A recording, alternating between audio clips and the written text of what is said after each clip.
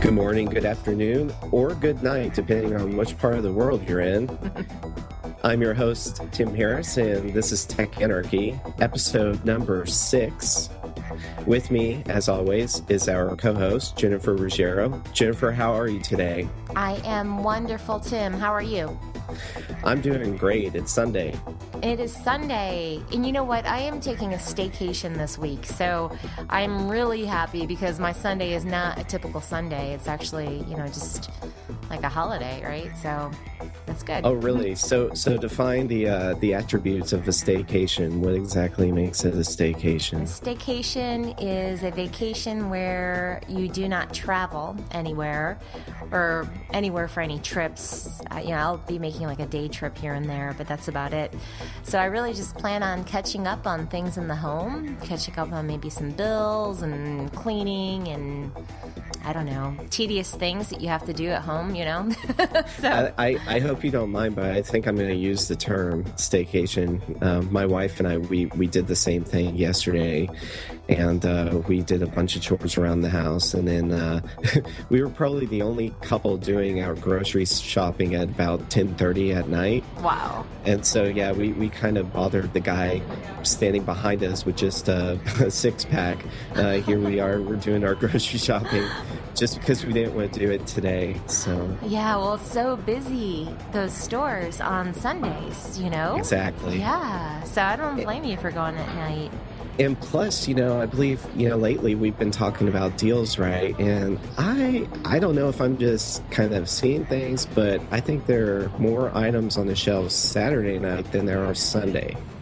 So we actually got some hard-to-find items. Like, we're big fans of the Gatorade, the various kinds of flavors. Mm-hmm. And normally on Sundays, it's very hard to get certain flavors that we enjoy. But Saturday night, they seem to have them. So that was pretty cool. I'll bet you it's all those people that go on Sunday and they snag all your items that you want before you get there. So, yeah. Exactly. Saturday Blasted night shoppers. I know. How dare you? That's right. Well, I consider it warm up for Black Friday, so, I'm kind of doing the push-ups and getting ready for that. Yeah. I'm excited about the holidays this year. I don't know what it is. I feel ready for it now. I'm already in the mood, Awesome. Well, that leads me to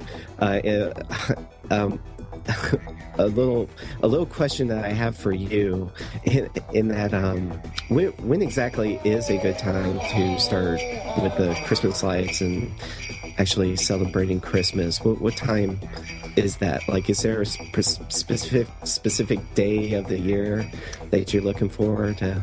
It's usually when I do it, it has been sometime in December. I usually don't do it the day after Thanksgiving. I'll maybe give it a week or so and then do it.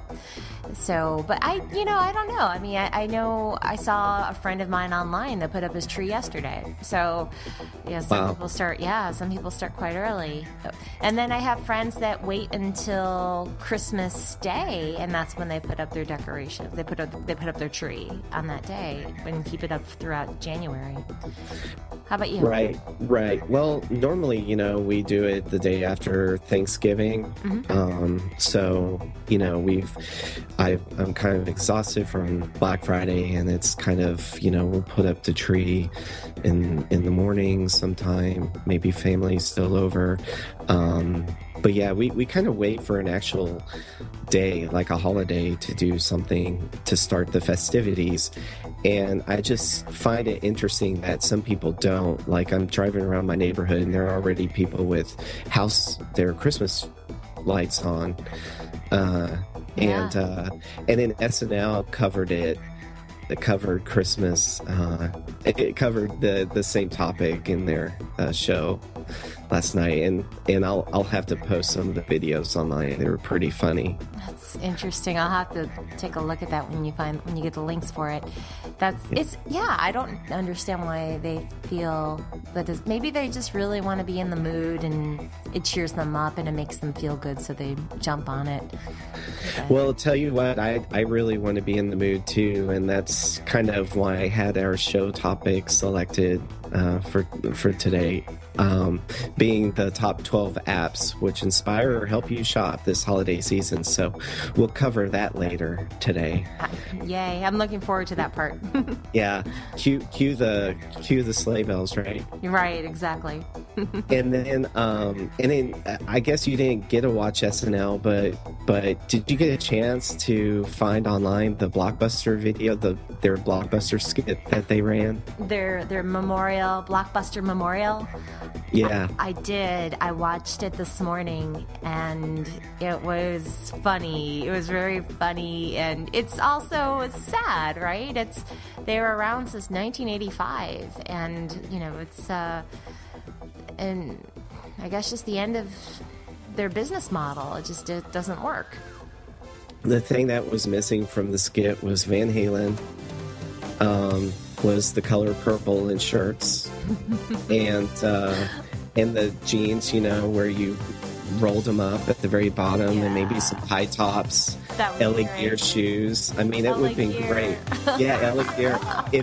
That would have been great, once they kind of found the little Blockbuster camp in the forest, if they kind of had this 80s kind of tribute kind of deal, because it was kind of depressing watching it at the very end that the 80s are indeed over.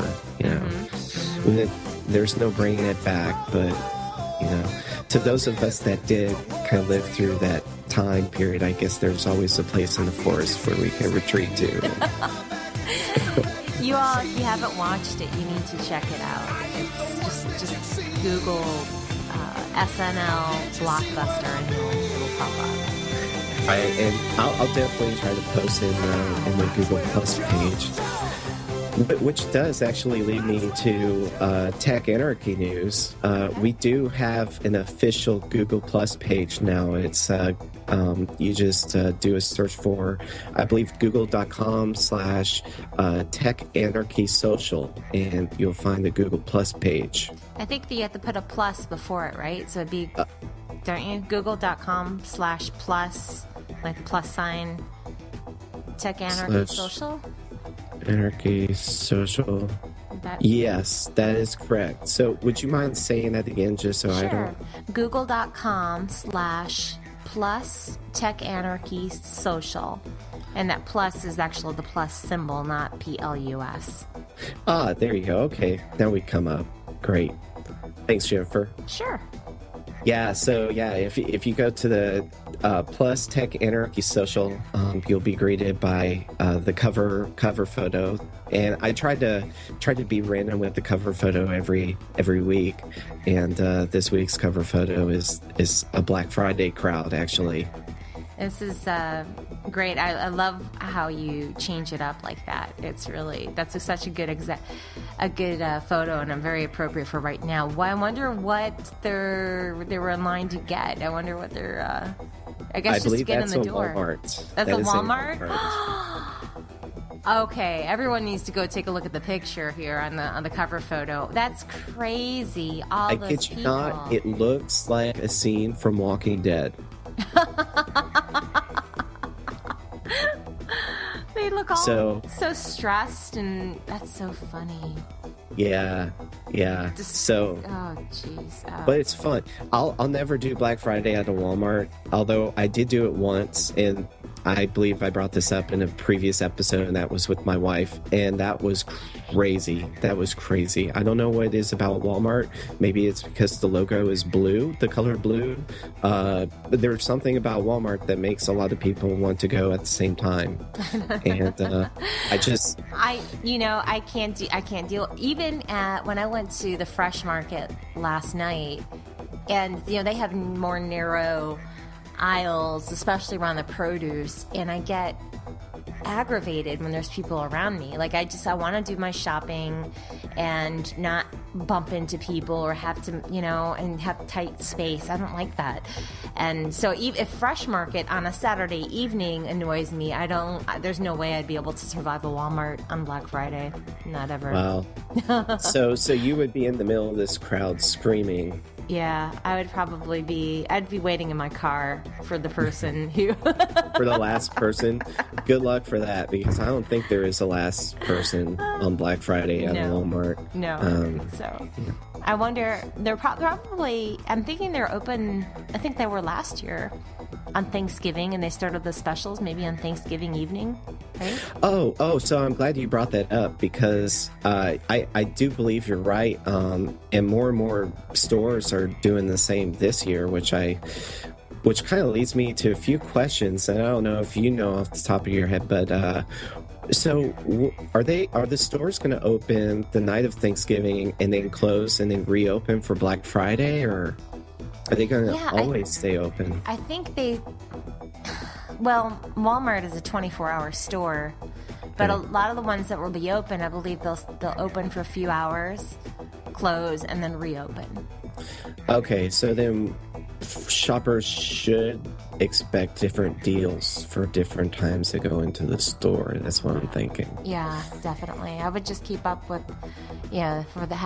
advise people to check their websites for the stores they want to visit, check the newspapers, and really keep an eye out for those deals. But we have a lot of good shopping apps that we'll talk about later. That way people don't have to go into the stores and they can just shop right from their phone. Exactly. And most of them are portable, so during Black Friday it's pretty hectic, so you can be shopping at a different store or doing scouting at a different store while in line for another. Oh yeah. So, good idea. Yeah. There are strategies to be had at Black Friday, and maybe that's another good idea for a show topic. Black Friday strategies. Yes, yeah. Black Friday strategies. Yeah. I guess as our listening audience can tell, I'm into Black Friday. I love the strategic element of it. So that's awesome. I would, if I were out there, I might crash you and your wife's Black Friday event and tag along. It's just me, but I'm hoping to get my friend into it. But I am a good listener, so I'm kind of absorbing all of these tactics from parents that are more experienced than I am. Mm-hmm. And I'm like, yes, I will try that next year. Mm-hmm. So yeah, they shouldn't speak too loudly because I am writing this stuff down for a website. That's right. Well, Jennifer, are you ready to get into the news? Let's get into it. All right. It's official. Apple has now purchased PrimeSense. Woohoo! Yeah, I know. So everybody's probably asking themselves, what is PrimeSense and why should I care? Well, if you have an Xbox 360 and a Kinect attached to it, then you probably know who PrimeSense is. PrimeSense is one of the, if not the company responsible for the Kinect technology plugged into your Xbox 360. Mm-hmm. And now Apple has acquired them lock, stock, and barrel for, it appears like $345 million. Wow. Well, it's interesting. First, I'm pretty excited that they did this because that makes me think, wow, what's next for Apple? But then also, I noticed that the second-gen version of the Kinect was created by Microsoft themselves. Microsoft, that is correct. Yeah, but the first-gen version of the Kinect was from PrimeSense. And that's what I have. I do have the first gen Kinect, and I like it. It's not awesome. It's not perfect, but I like it. I'm really what they did with it, especially back when they first created it, was quite amazing. So I'm kind of curious to see where they are now, and what would Apple do with something like this? What do you think? Oh, that's it. I actually don't own one. I don't own a Kinect. Oh, you don't? No, I don't. So why don't you enlighten me real quick? So, what do you do with it? So what I do with it is, if I am using, let's say with a game, for example, like one of the dancing games, I can't remember the names of them now. There's like 3 or 4 different ones, and you're dancing on the screen. Well, it can see. It will watch you and see, and if you're actually doing what you're supposed to be doing, to rate you on the game, right? So that's one thing. So you kind of have that. Also, you can move your arms and hands and do different motions to stop what's happening on your screen, pause it, fast forward, and then you can also talk with it. So that's my favorite part, is the actual speaking. And if I'm watching a film, I'll say Xbox pause, and it pauses. Xbox play, and it will play. Xbox stop, Xbox fast forward. And it does that. And that's actually my favorite Connect feature. I do use that. And it's just so easy, and it works really well. It is responsive. So, it's pretty cool. Also, for Skype, like, I believe I'm able to do video calls with it. Actually, I say I believe, but I am able to do video. So that works with that as well. And that was with the first gen version. Oh, cool. Well, yes, I have kind of a treat for Tech Anarchy listeners. If you go to the PrimeSense website, you can't really find any of the white papers centering around their technology. You get nothing but 404s or page not founds. So I actually last night hunted them down. And I'll be posting them in the show notes, because I was kind of curious what the technology was behind this PrimeSense sensors. You hear about the sensors, but as I was reading through the white paper, I did see audio capabilities, and that kind of raised the flag with me. I was wondering audio, but I thought this was all about video recognition. So you mentioning audio is interesting. I wonder. Go ahead. I'm sorry, I didn't mean to interrupt. Well, because I've always thought that audio was something that is clearly, it's technology which is embraced by most handsets. Mm-hmm. So why PrimeSense would introduce their own kind of quote unquote proprietary, I'm saying proprietary because I don't know why Apple would buy this company, but what about audio maybe coupled with their sensors makes it worthwhile? Well, maybe they would use something like this with their, I don't know, maybe with their iMac or I'm not certain. I'm just trying to think of what, or could they be going in a game direction? Might they decide to create some type of game console? Right. They could be creating a game console. We have Steambox coming out shortly, and that's kind of what they call a micro gaming console. It's not necessarily your PS3 or your soon-to-be Xbox One, which, by the way, comes out next week. But it's more or less mini console, which can play small games, but it can't play, the AAA titles that we're used to, like Batman and Assassin's Creed and all that good stuff. So that could definitely be a possibility. And I'm just going to read from their white paper directly.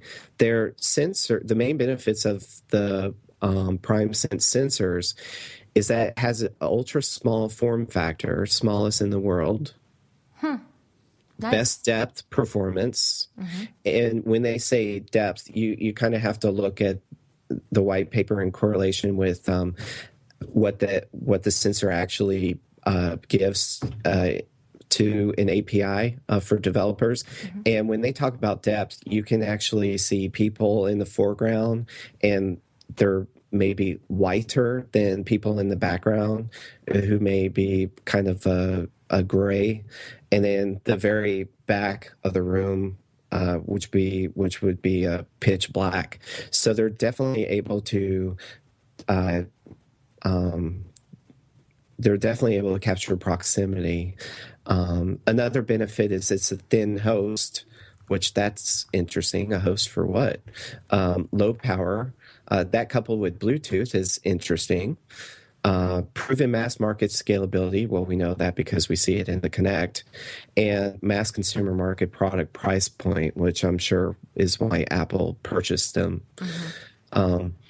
So after reading those main benefits, I could see the sensor maybe coupling up with the iPhone camera here in the near future, because it does need a camera. It is camera driven. But like you alluded to, it does have an audio capability as well. So I have no idea what they would do with the audio side of things. I don't know. I would actually be interested for them to build a new console, like a gaming console. Not necessarily they would need this, for it, but they could use this for it. But I would like to see them get into that space, because if you think about it, that's the only space that they're really not in, right? They have their systems, their computers, they have their tablets, their music players, their Apple TV, but then what's left in terms of media? Gaming. And that's the one area that they, you can play games on their devices, yeah, but if they decided to, take the market by storm and let's give PS4 and Xbox One, Microsoft truly a run for their money and come up with a gorgeous gaming console, that'd be kind of fun, I would love to see something like that. What if the gaming console was integrated into their Apple TV product? Yeah, if they did that too.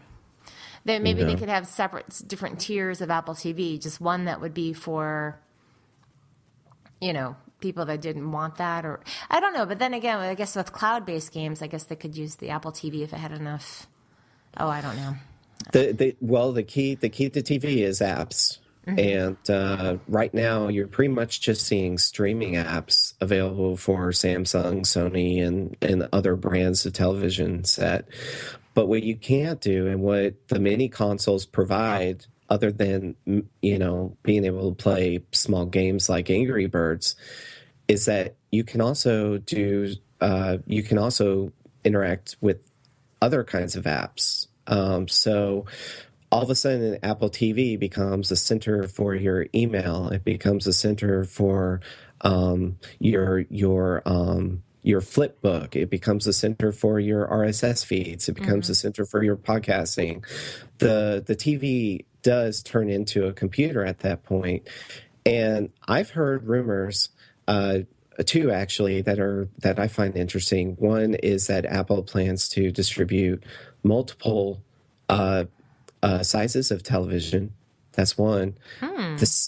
Actually, three rumors that I think are interesting. The second is that Apple plans to not sell, but license iOS for other TV manufacturers to run. No kidding. Wow. And then the third one is that Apple may just buy Sony. Wow. That came up October 22nd. That was a big rumor, and that came from the Wall Street Journal. And I was asking questions. I mean, that's very interesting. Yeah, it really is. Apple and Sony definitely do have synergies, and there might just be a reason why Apple doesn't come out with a game console. And this Apple TV that everybody keeps on talking about might just start off as a collaboration between Sony and Apple. Mm-hmm. Yeah, that would make sense. Work out to be an acquisition later, because the first thing you start seeing are the partnerships. The partnerships is so that the two companies can kind of feel each other out, feel the platform out, get to know each other's management teams and all that good stuff, and then the acquisition starts happening. So is Sony still a major player in the TV space? They are. They still make great TVs. Yeah. I just don't see them, but then I haven't been TV shopping in a while, so I'm not really looking at it. I think about it. At CES a few years ago, they had still an enormous display. Yeah. Right. But the fact that you're asking is exactly the problem, is that I think most people are buying cheap TVs, and they're not buying Sony TVs. Mm-hmm. So, but if you were to start seeing Sony TVs at an Apple store, coupled with iOS technology, actually, we currently do see that. Isn't it a Sony TV that's playing Apple TVs when you go into a Apple store? Is it? Are they playing? I don't know. I think it might be.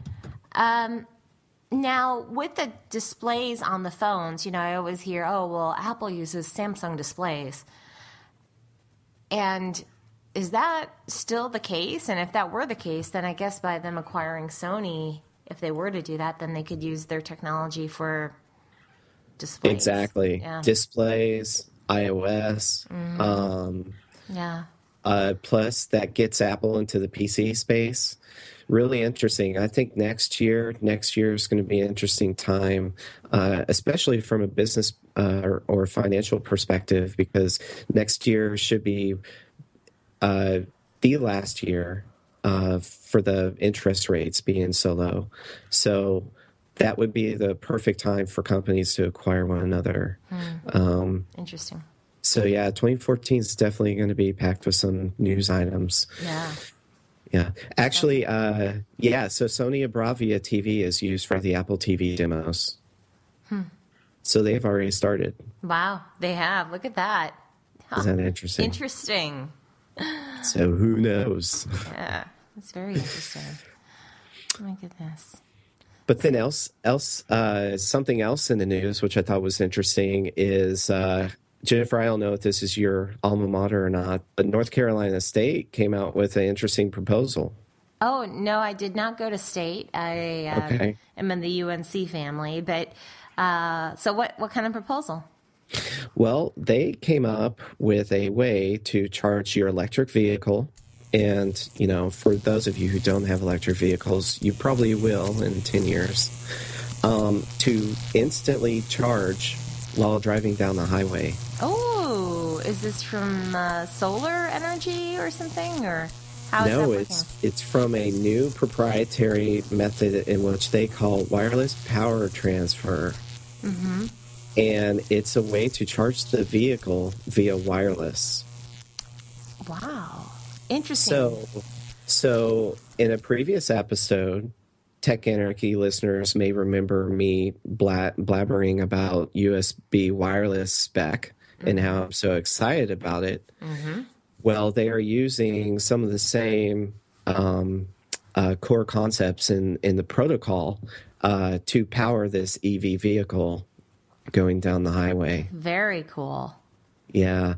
And so I'll be posting a white paper in the show notes, but I got this from toolsforgreenliving.com.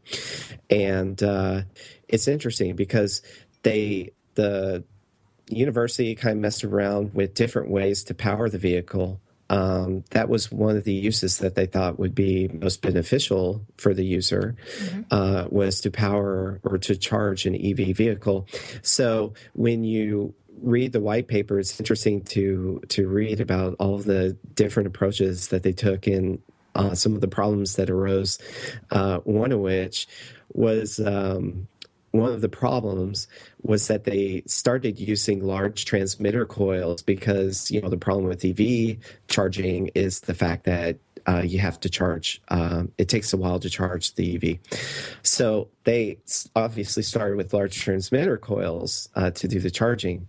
But then they say that this approach created a powerful and imprecise field that could couple to the frame of a car or other metal objects passing through the field. And because of the magnetic field strength, which is required to transfer sufficient power to the receiver, those electromagnetic field, quote unquote, leaks raise safety concerns and reduce system efficiency. So the first application we'll probably see from this wireless power transfer is a militarized weapon of some devastating proportion that will wreak havoc upon the world or become the next weapon of choice for the James Bond villain. Oh, gosh. On everybody. So, but it's pretty exciting. Here in the DFW area, they're building a lot of the highways. They're building a new tollway on 114. They're making 35 northbound into a toll road. But, us drivers were definitely getting taxed double here in Texas. But, I think I would be fine or comfortable stomaching the toll fees if that included free charging for my EV vehicle. Yeah, I would too. I think that would be fantastic just to be able, and then to not really even have to worry about it, right? If you're just driving down the highway and you're automatically being charged. Exactly. Yeah. That, or every time you exit a toll road, it charges your Charges. vehicle. Yeah. The key to this technology is charging throughout a duration of time. So you need a series of waypoints along the road, which instantly charges your vehicle. But when you think about how the train system or how our rail system is created along the United States, we basically have it to where we have these water checkpoints where these trains can stop for fuel or cool down along the route. And I kind of see the same thing happening for EV vehicles. So yeah, it's very exciting I like times. it. Good find on this one. Good find on this one. And hopefully you'll be able to one day have an electric, because I know you have the Leaf now, but of course, I think by the time this comes out, you will have a different car, probably. And I don't think it would work with existing. I think you would. I guess they would have to make the cars to have to work with this as well. But no, actually, I think it will work with with the existing. existing. Oh, I think it's inevitable because the way the electric charger works now is you can plug into a regular outlet. So obviously, you would need the coils for the charging. right. But I don't know. This could be an add-on. If you're in the market for an EV, one of the things that I asked my dealer was, can I upgrade? Because I'm the tech guy. I'm kind of wanting to upgrade everything or to know that I can upgrade it. He says, no, you can't upgrade it, but that's kind of why you go into a lease, is because within 3 years you kind of upgrade by trading in the car. And about 98% of the car owners do leases for that reason. But at the same time, there is a large community of EV owners. I can't do this because I'm a leaser, but owners that actually mod their vehicles. So they're adding more battery life by adding stuff to their batteries. Interesting. Very cool. So I would love to own my vehicle locked, stock, and barrel so I can do some of this modding stuff. You could do some hacking on your vehicle, yeah. But then I doubt my wife would drive in the car with me. So, but yeah, I thought that was interesting news coming out of North Carolina. I like it. Good find. Yeah. So Jennifer, what about you? What do you? I see that there's a hacker that's being sent. Yeah.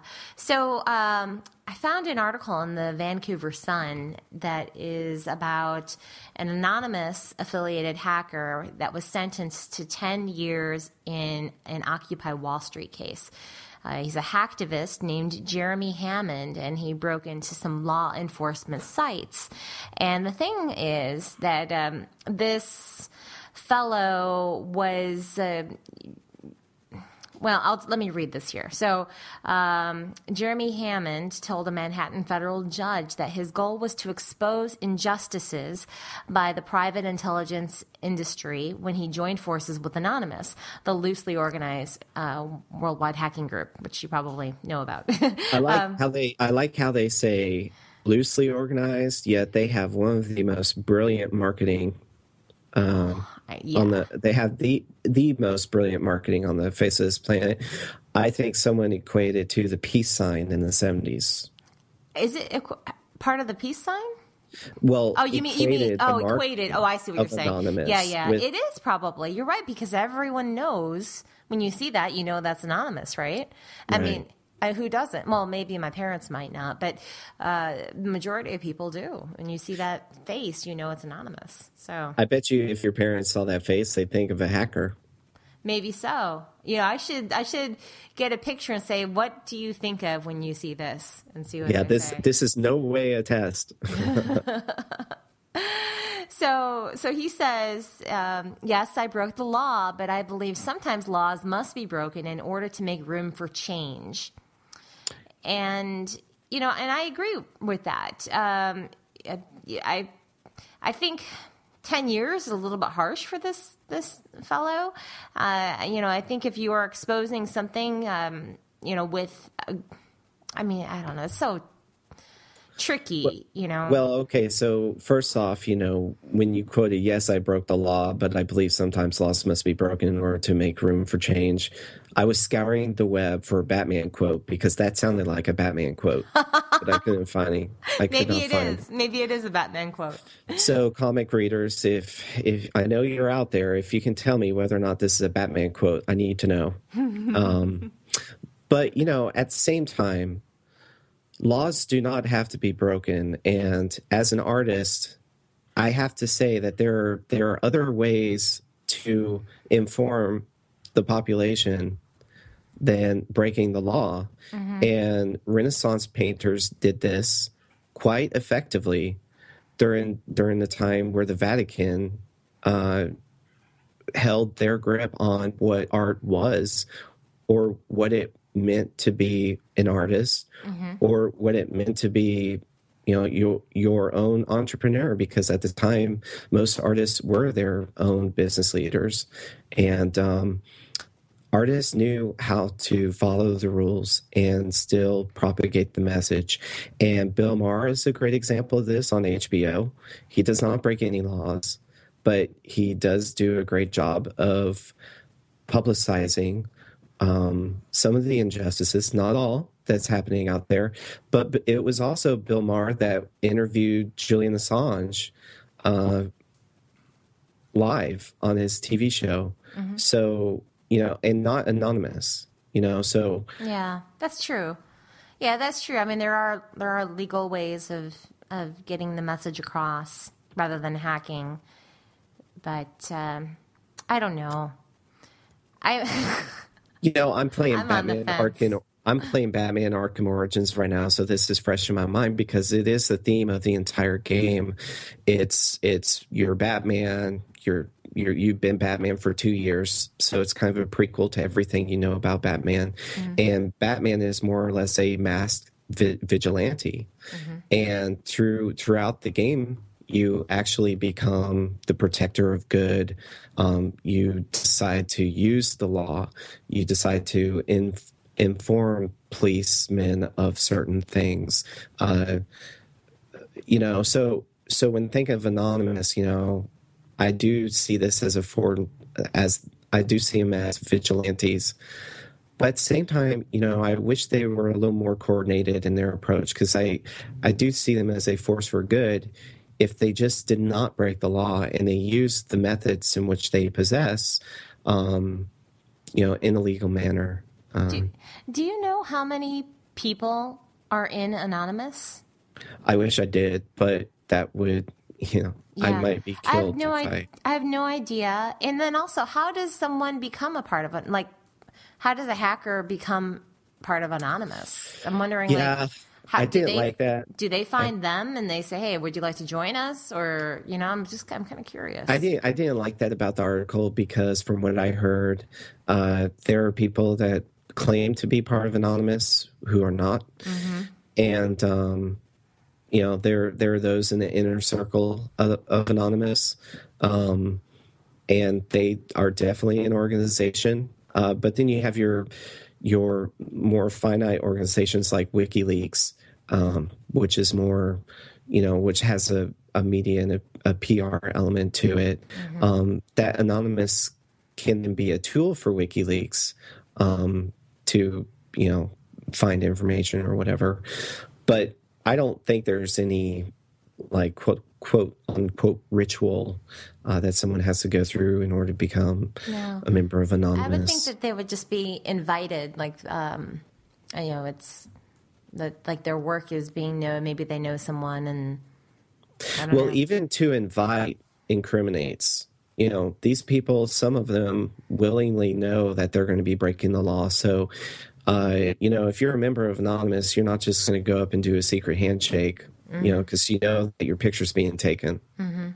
So these guys, they're very, the good ones are not talkative, and they're not like this Jeremy Hammond figure, which kind of makes me wonder if Jeremy Hammond is taking the blame just because he thought it was cool. You I know, don't know. because most of the time anonymous hacks are done with multiple people and Mm. not just by one individual. Yeah, you're Uh, right. You're right. It is. so Yeah, it is a group effort yeah, typically. Yeah. I Well, at do least from think. what we know. So, Yeah, yeah. well, I mean, there's Yeah. coordination Yeah. involved in hack attacks and all that stuff, but I do think 10 years is a little severe, Yeah, it especially is. for him. Yeah, it is. But Maybe it's 10 years, but his lawyer can get him out early on parole or something after a couple of years, perhaps. Or I believe I've seen politicians do worse and get just a slap on the wrist. yeah, you're right. You're right. So, Yep.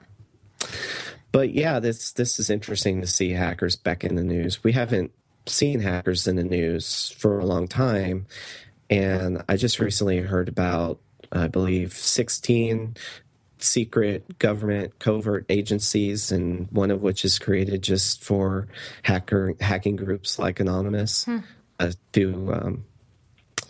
to fight that type of cyber espionage Yeah. threat. Interesting. So yeah, it's Interesting. always interesting to hear about the war in the shadows. It is. It is. It fascinates me. It's I don't know. It's just them finding a way around things to get. It's I don't know. It's I'm glad that they exist. I think that they should exist, and I think it also keeps everyone else on their toes as well. And so I totally agree, but that's WikiLeaks. WikiLeaks, their media unit, released the information. Anonymous, I don't know. I know that there are some anonymous members that are part of WikiLeaks, but Anonymous itself, I believe, is more or less a tool. And that's my issue with the group, is that they may post tweets about certain injustices happening all around the world, but are they really trying to do everything to expose the issue to, let's say, the media that's willing to cover it? If it's noteworthy, are they covering all their facts? Are they applying journalistic standards to the information? I mean, you just can't hack a computer and then release the information and expect that to be. I mean, there's a certain level of responsibility there. right, you right. know. You're right. So, You're right. but So should we talking move on? about War of the Shadows, Yeah. just recently there was released radio chatter, which involves the JFK assassin, or during the time of JFK's assassination, and it's the chatter surrounding Air Force One at the time of the event. Wow. And Tech Anarchy listeners can go to Google Plus, or I'll probably post this on Twitter because I'll probably be on this site all day. But I found a website where it has all the chatter. There's about 4 videos with all the footage, and you can listen to your heart's content. Amazing. Yeah, and it's amazing to me that 50 years from the event, which was November 22nd, JFK was killed, that we're still having footage released. But what this news item has to do with technology is that the footage that was released, the guy that's in charge of repairing or restoring the footage is claiming that the quality of technology back then was so poor that it's still very hard to discern all the radio transmissions going on from one person to the next. And also kind of fascinates me that they could even piece this back together. And because, I don't know what they used to record, but I would imagine it'd be tape back then. Right. And tape, even my old cassettes from the 80s are basically unplayable now, because they just go away with quality, right? They just kind of, I don't know what happens to them, but something happens to them. So you just readily admitted to everybody that you still keep your cassettes. I still have a whole crate full of cassettes. Yeah. That's quite impressive. And some vinyl. I have some vinyl back there too. Wow. Yeah. Yeah. I don't have any 8 tracks. I don't think. No. I So don't. what about, have you ever had the desire to restore some of your old cassettes or vinyl to Definitely maybe MP3 or some something? of the ones of myself when I was a child talking into the tape recorder, and some that I have of my brother talking into the tape recorder. That was my favorite toy as a child, was my tape recorder, because I was a geek when I was a kid too. And so like, Sounds like it. yeah. And so I love playing with that tape recorder. So I ever have recordings of me when I was like 4 years old, 5 years old on these tapes of my parents too, and my cousins, and I would love to restore that. I have no idea how. Maybe I could hire this guy here. And Wow. Well, exactly. So the link that I'm going to post is a forensic expert's website, and they're talking about the process of restoring the footage. So I think it's an interesting link from that oh, perspective. very cool. Yeah. But it's audio forensic expert Ed Primu. I hope I pronounced your name correctly. And he was selected. I guess it's a friend of a friend kind of thing as to why he was selected to restore the footage. But yeah, and so there's also a YouTube clip which I'll post on the Google Plus page where CNN interviews Primu and how hard it was to restore the footage. So that's in there. And during the interview, I thought it was interesting that Primu discovered the fact that the footage itself was edited. Interesting. Huh. So I'm just thinking out loud here, but this footage no one knew this footage existed. The only reason why this footage surfaced is because of an auction that came up, and the general at the time, he was actually in the motorcade with Kennedy. Some of his personal belongings during the auction was this item. Wow. And so then they decided to restore it and they make it available for the 50th. But it was edited, which means that it had to have been edited very close to the assassination. Yeah.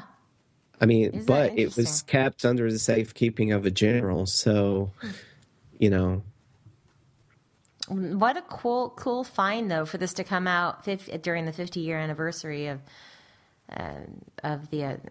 Anniversary is not a celebration, but 50 years since the assassination.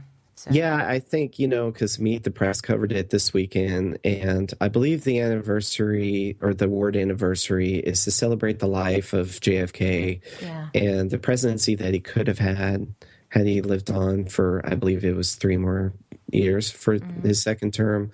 But then, the family really wants to memorialize him, and they actually want to talk about the death and what it meant to the entire nation because, when you talk to your parents, I'm sure they'll be able to tell you where they were when Kennedy was shot.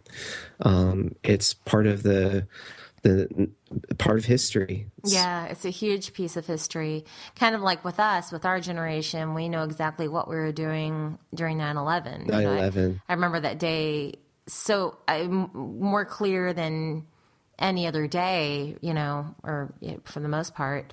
I mean, do you? It's just, I can't. Oh, yeah. Yeah. 9/11, I'll never forget my reaction to 9/11 because I heard the news on the radio and I laughed because I thought it was a joke. Oh, wow. I thought It was so preposterous that it would seem like a joke. Yeah. Yes, I thought it was a joke. And I was like, that's the craziest kind of joke. Who would do that?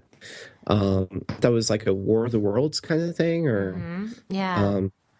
definitely thought it was a joke until I went into the office and everybody was gathered around the TV, and that's where I saw the believe it was the second and the third plane hit. I saw it live on TV. It was such a scary time because it's not only, oh God, just unthinkably tragic for everyone involved, but then also because the whole nation is put at this. It just makes you scared for what can happen if this happens. Anything can happen. What's next?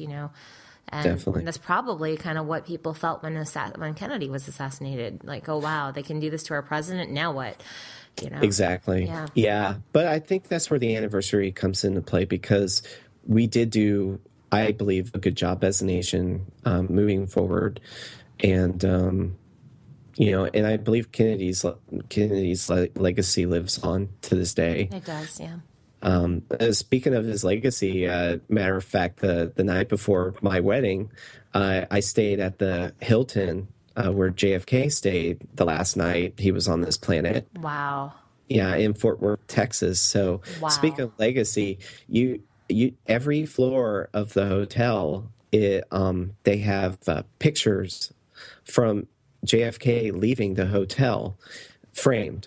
And every floor is a different series of him exiting the hotel. There's one where he's exiting the lobby, and then another where he's going outside, and another where he's going inside his limo. So that was pretty cool. I bet that hotel is a major tourist attraction. Oh yeah, they have a presidential suite. They no longer have the actual suite where he stayed in. But and I'll post links on the Google Plus page for everyone interested. But at the time when I stayed there, they had the renovated suite closed, which was unfortunate. But now it's open, and it was kind of interesting because I was looking through the YouTube of someone actually taking video of the room and texting my friend back and forth. I was like, "Can you believe this? We missed this." Of course, we had a light buzz, and it kind of added to the night. But, so was that your bachelor party since it was the night before your wedding? That was the tail end of the bachelor party. We spent 2 hours going through the hotel. Oh, that's cool. Yeah, it was pretty awesome. Yeah. Looking for fire escapes, and neat. It was fun. It was definitely fun. Oh. But yeah, it's great that the Hilton is still there, so everybody can experience, the moment leading up to it, and and I was so glad to hear that they decided on the memorial for 9/11 because I do think 50 years from now, everybody's going to stop and reflect. When they see the memorial, they're going to see that life does go on after these events, as tragic as they are. Right. And, but the world does change too when they happen. So it does. Yeah. But what else for you? Well, the last thing in the news for me is, I'm a woman in technology, so it's relevant to me, but might not be so relevant to you. But this is from The Guardian and theguardian.com, and it's an article by Belinda Palmer, and she writes, women's magazines ignore technology and demean women. So true. It's true. She says, forget body image for a moment. Women's magazines are perpetuating stereotypes about women in tech, and it's dated, lazing, and damaging. And so true. It's very true. It's very true. She says that women's magazines do a dismal job of covering technology, and she took an analysis of several magazines, including Glamour, Elle, Marie Claire, and they exposed a near absence of technology about gadgets or tech. So there's nothing on gadgets or tech, and fewer 2% of the pages referred to anything at all tech related, and not a single page had any article about technology. So that's horrible. Yeah. Now, these magazines are fashion magazines, to be fair, but still, it'd be good for them to be a little bit more modern and actually have something about tech. And tech is fashionable now, in my opinion, and at least it's getting that way. And I think we'll see some with the new Apple iWatch coming out that might be a part of tech, that some fashionable tech, or maybe even phone cases and things. Or cases for your iPad or your iPad or MacBook Air, Exactly. So it's... No, you're exactly right. And you don't see enough of this. And, that is the mountain Apple's going to have to climb, and unfortunately, it's a money issue in my mind. How much money are you willing to spend to reinvent what it means to be fashionable in the tech space? And it stinks because you hear about, I believe, oh man, I'm sorry, I'm not prepared, but the CEO of Yahoo is a female. And you definitely hear about those appointments. And I believe the media does a good job covering that. But again, we don't really see that kind of coverage in a magazine.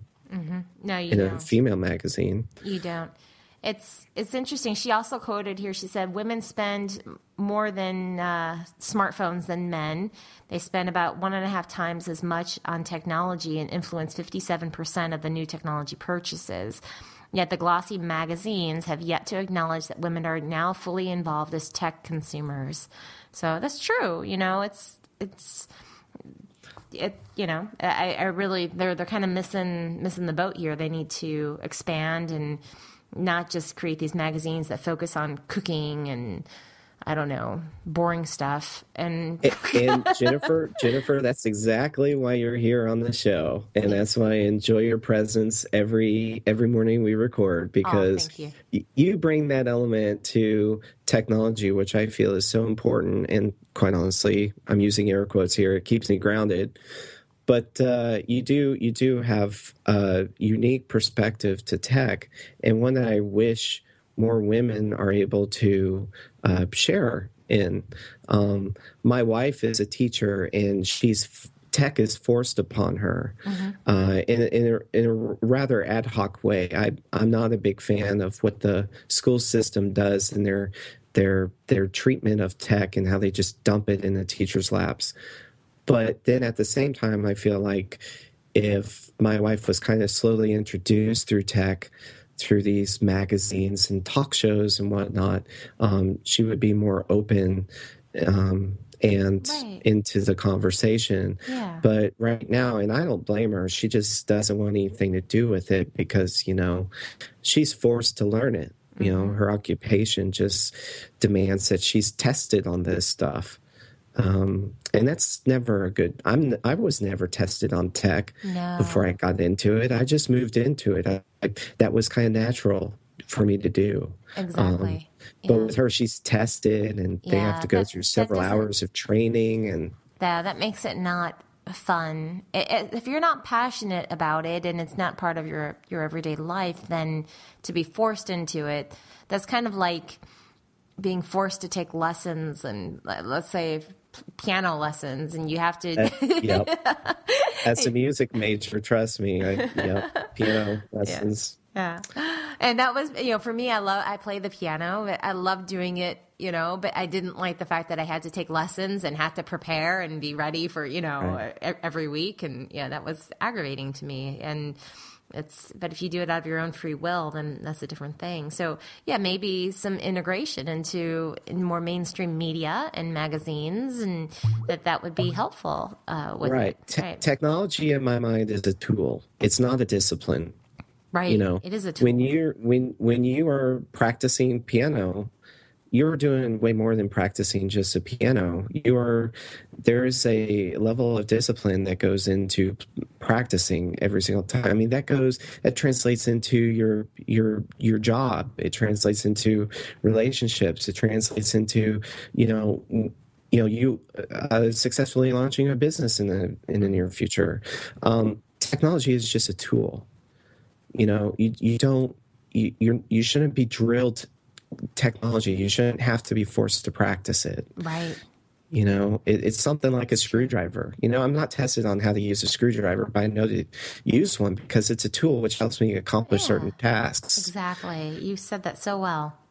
But these women magazines, they don't have the task even clearly communicated in written form. And that's, I just have to slap those female journalists around saying, what are you doing?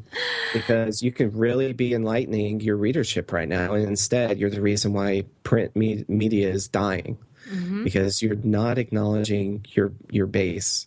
that your base is slowly dwindling, and that they are becoming highly intelligent, self-serving individuals that need to use tools to function on a day-to-day basis. Yeah. There's two other things I want to mention here that she said that I thought was interesting. She said she says this sorry, I lost my place here. That this editor went on to point out that the online editions of their magazines did. Oh gosh, I'm sorry. You know what? I'm on the wrong part of the page here. Basically, she said it's only natural to assume that online readers will be interested in tablets and smartphones than their dead tree reading counterparts. So that, if these magazines, which there are e-versions of them, they should feature ads or even, some more stories on technology, so. Well, I'm glad you mentioned that, because we're actually doing the same thing with Tech Anarchy. Mm-hmm. We're going to be making a digital format to be shared on Twitter. That's because great. I understand that there's a totally different crowd on Twitter that hates to look at websites, but they love it when links go to somewhere. Yeah. I mean, the Twitter group is looking for return on investment, which investment in this case is their time. Mm-hmm. And they don't want to go to a website and search. Instead, they just want to click on something and have it do something. Yeah, you're right. It's kind of when you like to get that pushed information on Twitter, Right. And we have great information, and we cover the lists and all that stuff. And that's exactly what I want to capitalize on. And that's the same thing these magazines could be capitalizing on. They have their own Twitter people. They have their own social media evangelists that belong to whatever Newsweek or was it Vogue or all these other magazines, female magazines. Glamour. Thank you very much. And they could easily be tweeting, like you said, like technology articles. Maybe that are podcasts. Maybe linking to their podcast. Who knows? I mean, there's so much to do. Again, technology is a tool that could help them build a more robust readership. Instead, they're just like, well, tablets is for tablet people, and iPhone is for iPhone people, and people that read print, well, they've just been reading our magazine for decades, and they don't want to see anything different. That's silly. Yeah. And the ads really do. There was, what was we'll talk about these apps here in a moment, but I was shopping online with my phone the other night or browsing rather. And then there was an ad within the app that was for a great tablet deal. And I clicked it, right? Because it's like, well, yeah, that's relevant to me. It's, I just was kind of curious to see what they were offering and what it was about. And, but those ads, in those interactive ads are just so useful, in my opinion. And so, in fact, I think they should just do away with all these paper magazines and just go straight to e-magazines and then have relevant ads. That would be great. No, that would be great, because then they could really target whatever demographic they're looking for in whichever segment they're propagating the headlines on. Like Twitter could be like I said earlier, ads designed for Twitter. Facebook could be coupons, they could be doing so much right now. I am appalled. I'm sorry for what females have to endure right now. Because it must feel like the Stone Age, if you are in the technology space, and you constantly have to read this kind of monolithic babble. Yeah. Mm-hmm. It is.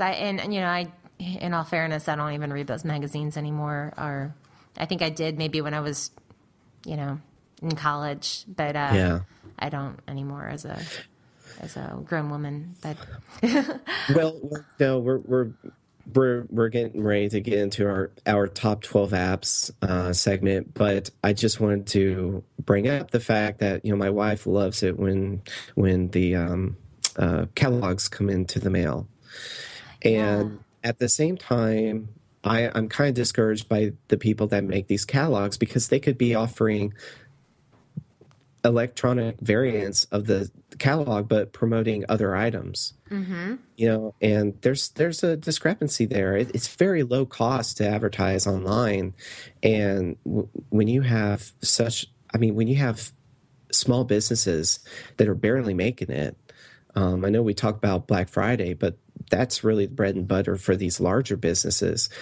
But small businesses could really be given their props on with some of these electronic ads, and instead they're just trying to compete with one Macy's ad, so.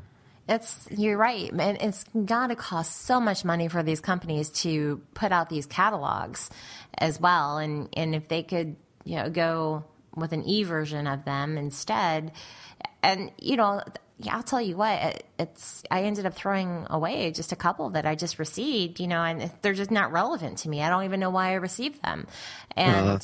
I'm not their demographic, but yet they think I am, maybe because I'm a female between this age group and I make this much money, so I'm in their demographic, but I'm not, so I throw them all away. But well, I think that's a great segue to get into our segment, because I don't know if you want to start first or if you're fine with me starting first. Either way, you want me? I'll go ahead and start if you want, and then you go with yours. Okay. So my first app, I do like to shop online all the time, and I very rarely like to go to stores except for food, and that's it. And so I love apps or shopping sites that actually kind of have something different for me to find that might be unique, especially for gift giving ideas. So I'm sorry, Jennifer, I'm going to stop you there for a second, because you're kind of giving our listeners this visual that you're creating a visual that you live in a cave. And there are bats around, and it's very dark. The Gen Cave, yeah. You have to tell me that you do walk amongst the human population. I do. I when I have to work, I go out and. Okay. No, I do. I love to go out on hikes and be out with nature, and then I do socialize with people. Yes, I do. Okay, great. I don't want to scare off any TA listeners that are like, man, that gym person, I don't know, I can't relate to her. I know. It's not normal, right? Most people enjoy, I think what it is my mother is a shopper, and she... Oh, it's your mother's shop. It's her fault. It's her fault. I'm going to blame it on her, because she would go to these stores and take forever, and I would just... It ended up being a nightmare for all of us, for myself, for my father, for everyone in the family, to shop with my mother as well as her sister, and it really put shopping kind of in a negative frame of mind for me. Right? It just kind of was like, oh God. Takes forever. Wow. Gosh, and then she likes to return everything she buys. So it's horrible. Oh no. So she puts you through this agonizing 2-3 hour shopping ordeal only to take back the item? Yeah, she takes them back. She is a serial shopper. And I think she's been blacklisted on some of the stores because she returns 90% of what she buys. It's disgusting. It's ridiculous. But she's the perfect person to be covering Black Friday for us. She is, yeah. Yeah. Does your mom have a Twitter feed? She's not active on it, but she does have a Twitter account. Oh, that's unfortunate. She could be making so much money right now. So anyway, it kind of made me not like shopping because of her. And that's true. Yeah. It's, if I go when I actually need something, but I like to go when it's kind of quiet and there's not a lot of people around. But, So fancy.com. Fancy.com. So fancy.com is a gift guide. It's a place where you can discover, collect, and buy from crowd-curated items. And these crowd-curated items are really unique. A lot of cool things are on this webpage and these people really have great taste. So there is an app for both Android and iOS. It is free. And from the app, you can kind of just scroll around. It's really well done and take a look at the different items, and they're kind of separated by categories, and you can fancy things on there. You can purchase things from there, and it's very unique. Is why I like it. It's really cool for gift giving ideas and finding something different that you're not going to see in every Walmart or Target or whatever store you go to. Oh, well, that's interesting because I'm at fancy.com and I just so happened to stumble upon their first item, which is the Sony Smartwatch 2. Yeah, I saw that on there. Yeah. And it looks a lot like some of the leaked iWatch. Can I tell you that I didn't even know there was a Sony smartwatch? Oh man, I've heard a lot about this watch because you can mod it. It has a robust API, and developers, if you're listening to this show, targeting these type of platforms, Leap or the Sony smartwatch is a great way to get your feet wet with the iWatch coming out next year. I like the smartwatch. It's not. Is it kind of like what's the other one called? The Pebble. Pebble. Is it like it's kind of like Pebble? It looks it. I don't know. I don't know. Everybody's into the whole Pebble thing, but I'm more into the open API system around smartwatch. The Sony smartwatch particularly, because I'm wondering if it syncs with your PS4 and all that good stuff. Yeah, that's interesting. But I like this website. Yeah, it's a great website. It looks nicer on the phone, in my opinion. But yeah, pretty good. So, what do you have for one of your shopping sites? Well, my first shopping site is actually Birchbox. Mm-hmm. That is my number one. That was a gift from my wife for my birthday. And I just have to give a shout out to Wendy Williams because my wife loves her show. And she actually talked about Birchbox. And so in my mind, she's doing it right. She's talking about tech to her audience. But this is a way for people to get free samples in the mail. Oh. But basically, all the samples are combined into what they call a Birchbox. Mm-hmm. And so first you have to create this questionnaire. And then based on your questionnaire, that determines what type of samples you get in the mail. Mm-hmm. Well, they also have an app, a companion app that goes with it.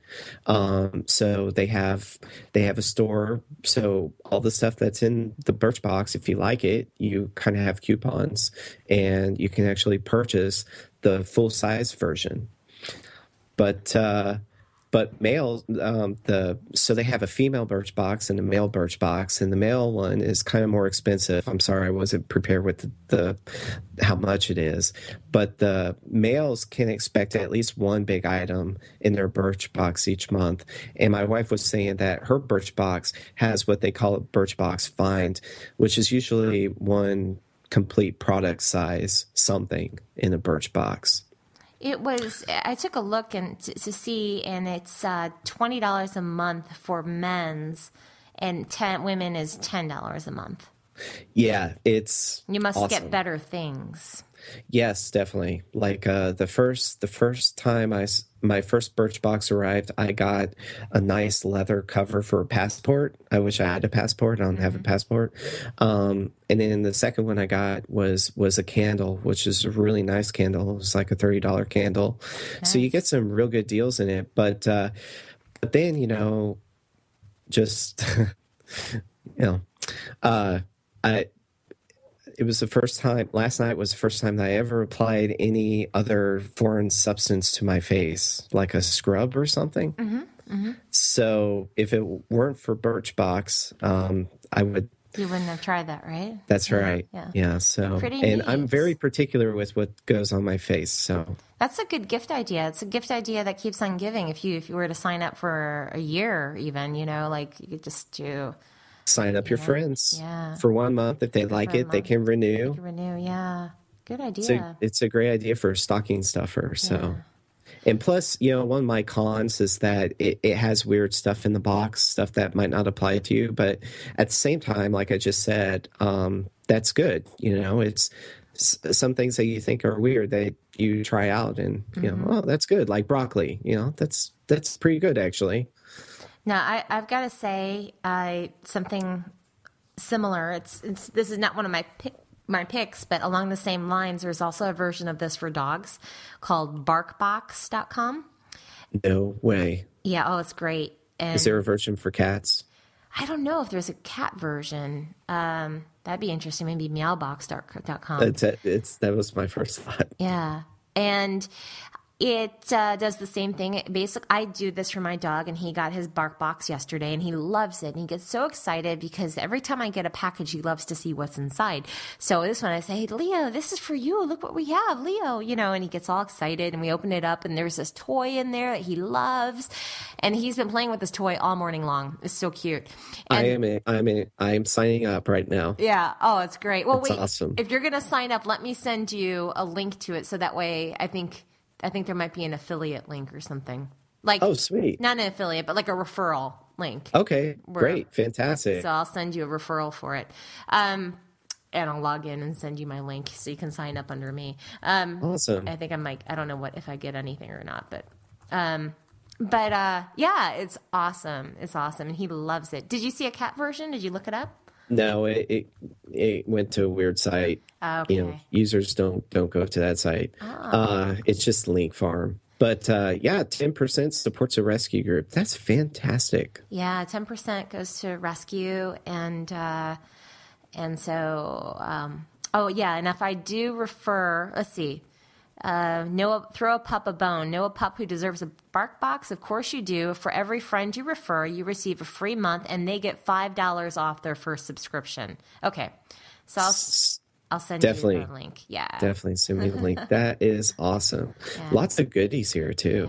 Yeah. There's they have treats, like natural good treats in the box, toys. Usually just treats and toys. Is what I've had so far, and it's cute because they get their own little package every month, so yeah. My dog's always excited when we came home from the grocery store really late, and she's always excited because this time we actually had bones for her that we brought back from the store, but she always knows there could be that chance that there's something for her. So she goes crazy. She's sniffing all the bags and all that good stuff. So that's yeah, but that's a great find, Jennifer. That's awesome. Yeah, well, that's kind of tied to your Birchbox. It made me think of that. I was curious to see if they were the same company behind it, but I don't know. It's an interesting concept, and I think it's probably one that we're probably going to see more of because, when you think about it, there's so much stuff out there, and there's hardly anybody that's trying to actually go in, kind of like we're doing on this show, and trying it out and saying, okay, this is worth it, this isn't worth it. Yeah. A lot of the tech company or the tech podcasters out there, they'll just review stuff just to review it, and they're actually given these items to review, which actually creates, in my mind, kind of bias. Yeah, it is. Yeah. So we're at least honest. We're going to bring up stuff that we use. I agree. So that's a fantastic. What about for your number 2? What do you have? So my number 2, I have one of my favorite sites to shop on. It's called fab.com. And Fab is a place that is kind of all about design. They have very unique items, very cool looking items, and very different items, which is the same as unique, I guess. And now unique and different aren't necessarily. I guess they're not exactly the same. You're right, they're not. You're right. Good point. But it's good when they go together, in my mind. So Fab is right now the number 1 rated shopping app for design. And there's an app for Android and iOS that is free. And the thing I like about it is that there's just a lot of, just cool looking items, cool different items. Some of it is a little bit pricey. Sometimes you get a good deal. I say, actually, the pricey ones, the only reason they're pricey is because they're by designers, and their prices are better with those items on Fab than they would be on the designer site. So they actually have better deals.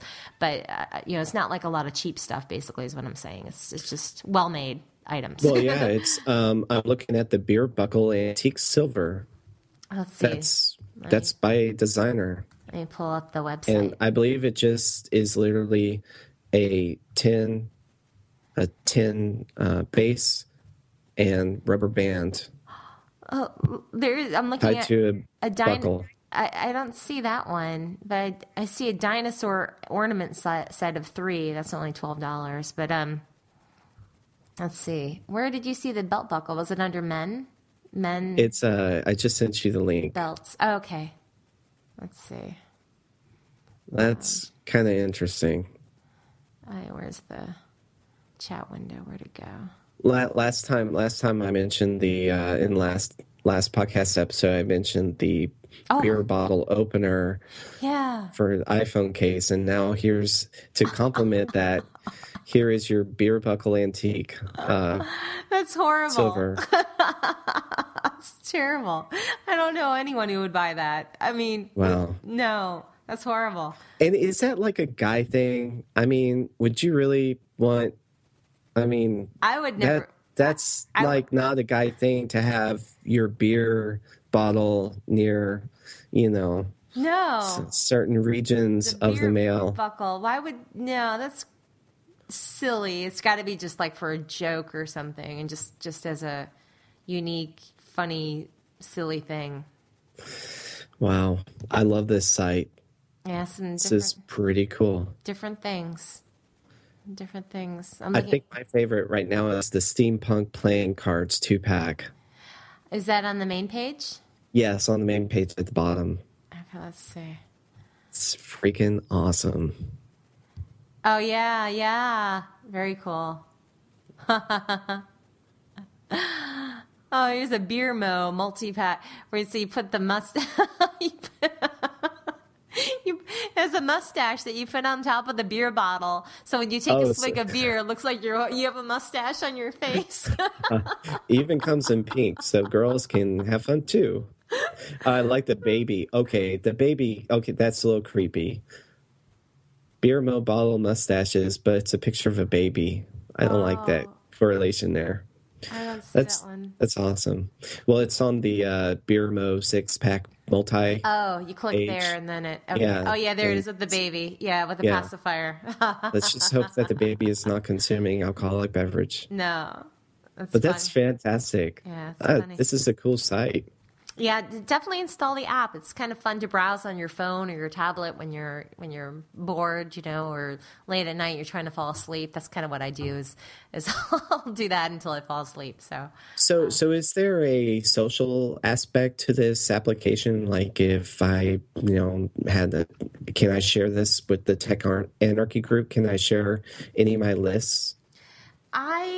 Good question. I don't think so. I haven't seen a way to really share it. Let me see. I'm launching the app right now on my device, and let's say if I click on something and I have an item, and let me just find this right here and see. I can put a heart on it, which would make me this is funny. Which should make me kind of save it, and then there's a button at the bottom that allows you to post it to Twitter, Pinterest, Facebook, email, or text. But I don't see a way to actually share my profile on there. Now, Fancy you can. Fancy has kind of like a social aspect where you kind of share and you can follow other people on Fancy. But I don't see a way to do this on... well, wait a minute. I take that back. I do have a profile on there. Yeah. Oh, cool. Yeah. So do they give you like a public link or something? I'm just wondering, like, if I go through the trouble of favoriting on this site, that other people can see that list. Let me see. Kind of like the Amazon wish list has like a public RSS feed where you can share your list with others. Yeah. Interesting. So if you go to fab.com/JRuggiero, so you can see what I've... That's cool. You see me? Did you pull it up? Let's see. I'll put a link there for you if you want. Yeah, please. Let's see, fab.com. And I'm not signed in, so I'm seeing this. So it is public. And I think I could probably make it private. I just didn't even realize it, to tell you the truth. Uh-oh. Let's just hope everything is... I don't even remember...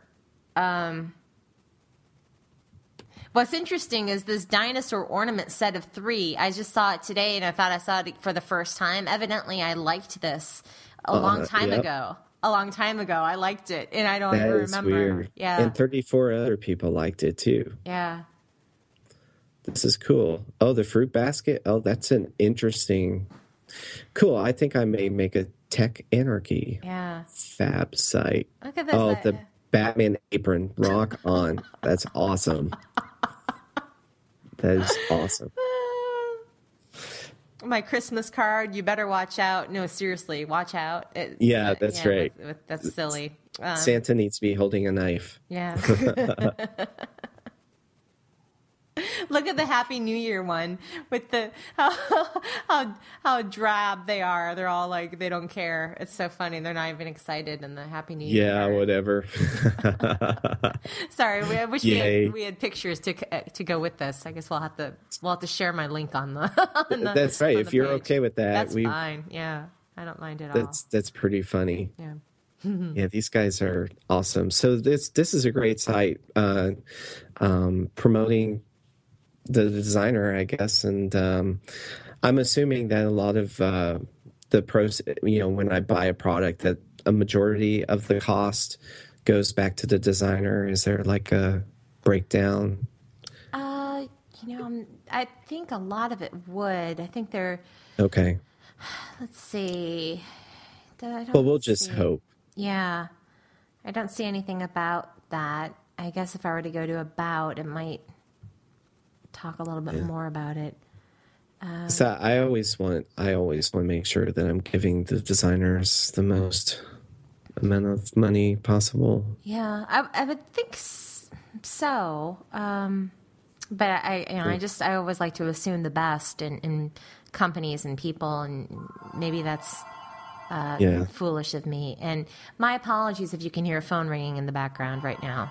Oh, that's okay. It's nice to know you have one. I do. Well, that's cool. That's a great website.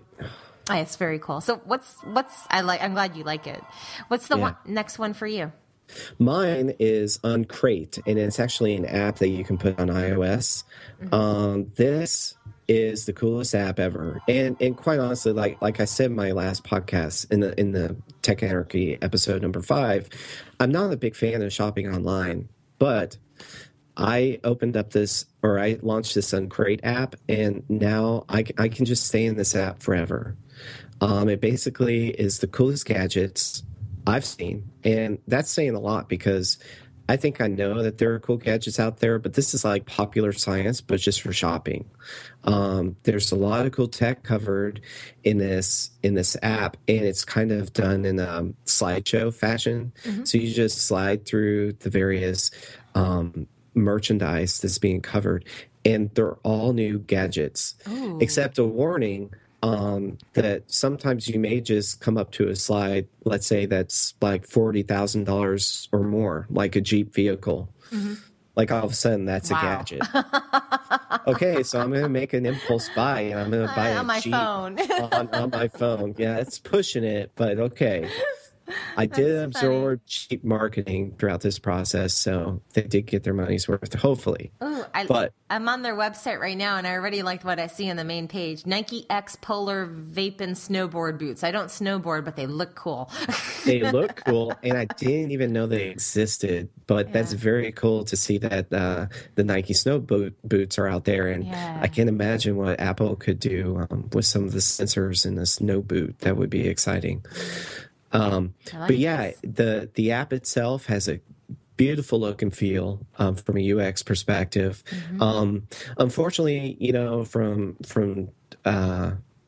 actually, I think I have this bullet in.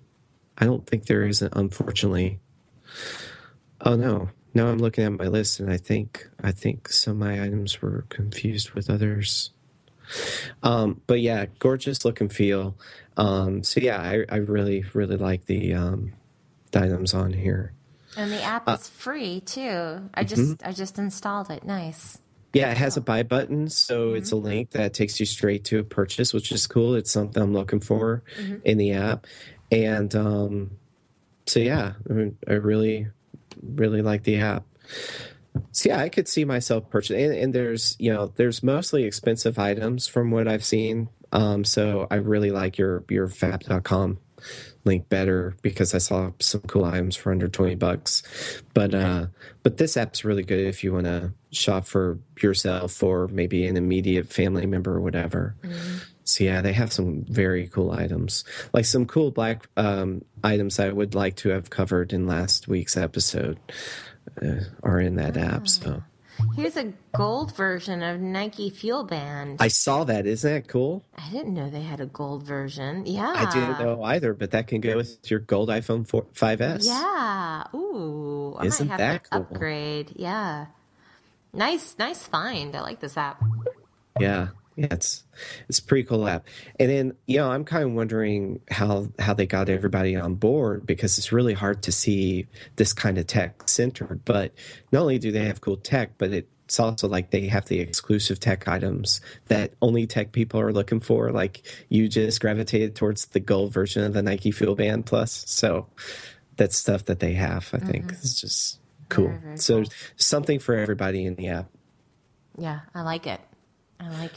So Jennifer, what do you have for your number 3? Okay, so my next one, I have Etsy. And you're probably familiar with Etsy, Etsy.com. So that's ETSY.com. And there is an iOS and Android app. They are both free.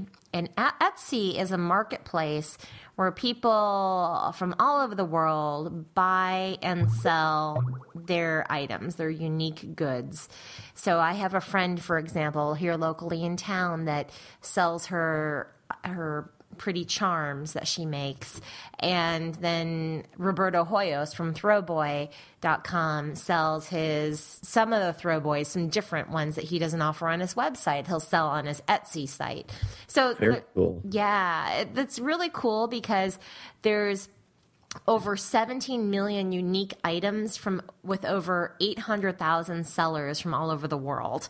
And it's just very different, there's a lot of cool different items, unique items on there as well. And that's kind of like what I'm going for here with these is I really like to find something that I'm not going to find in a store, that I'll find on here, but not necessarily in my local, whatever, Best Buy or whatever. Exactly. Show. Yeah. So as an artist, I'm always looking for cool pencils, cool art tools, and right away I'm gravitated to the 5-inch lead twig pencils.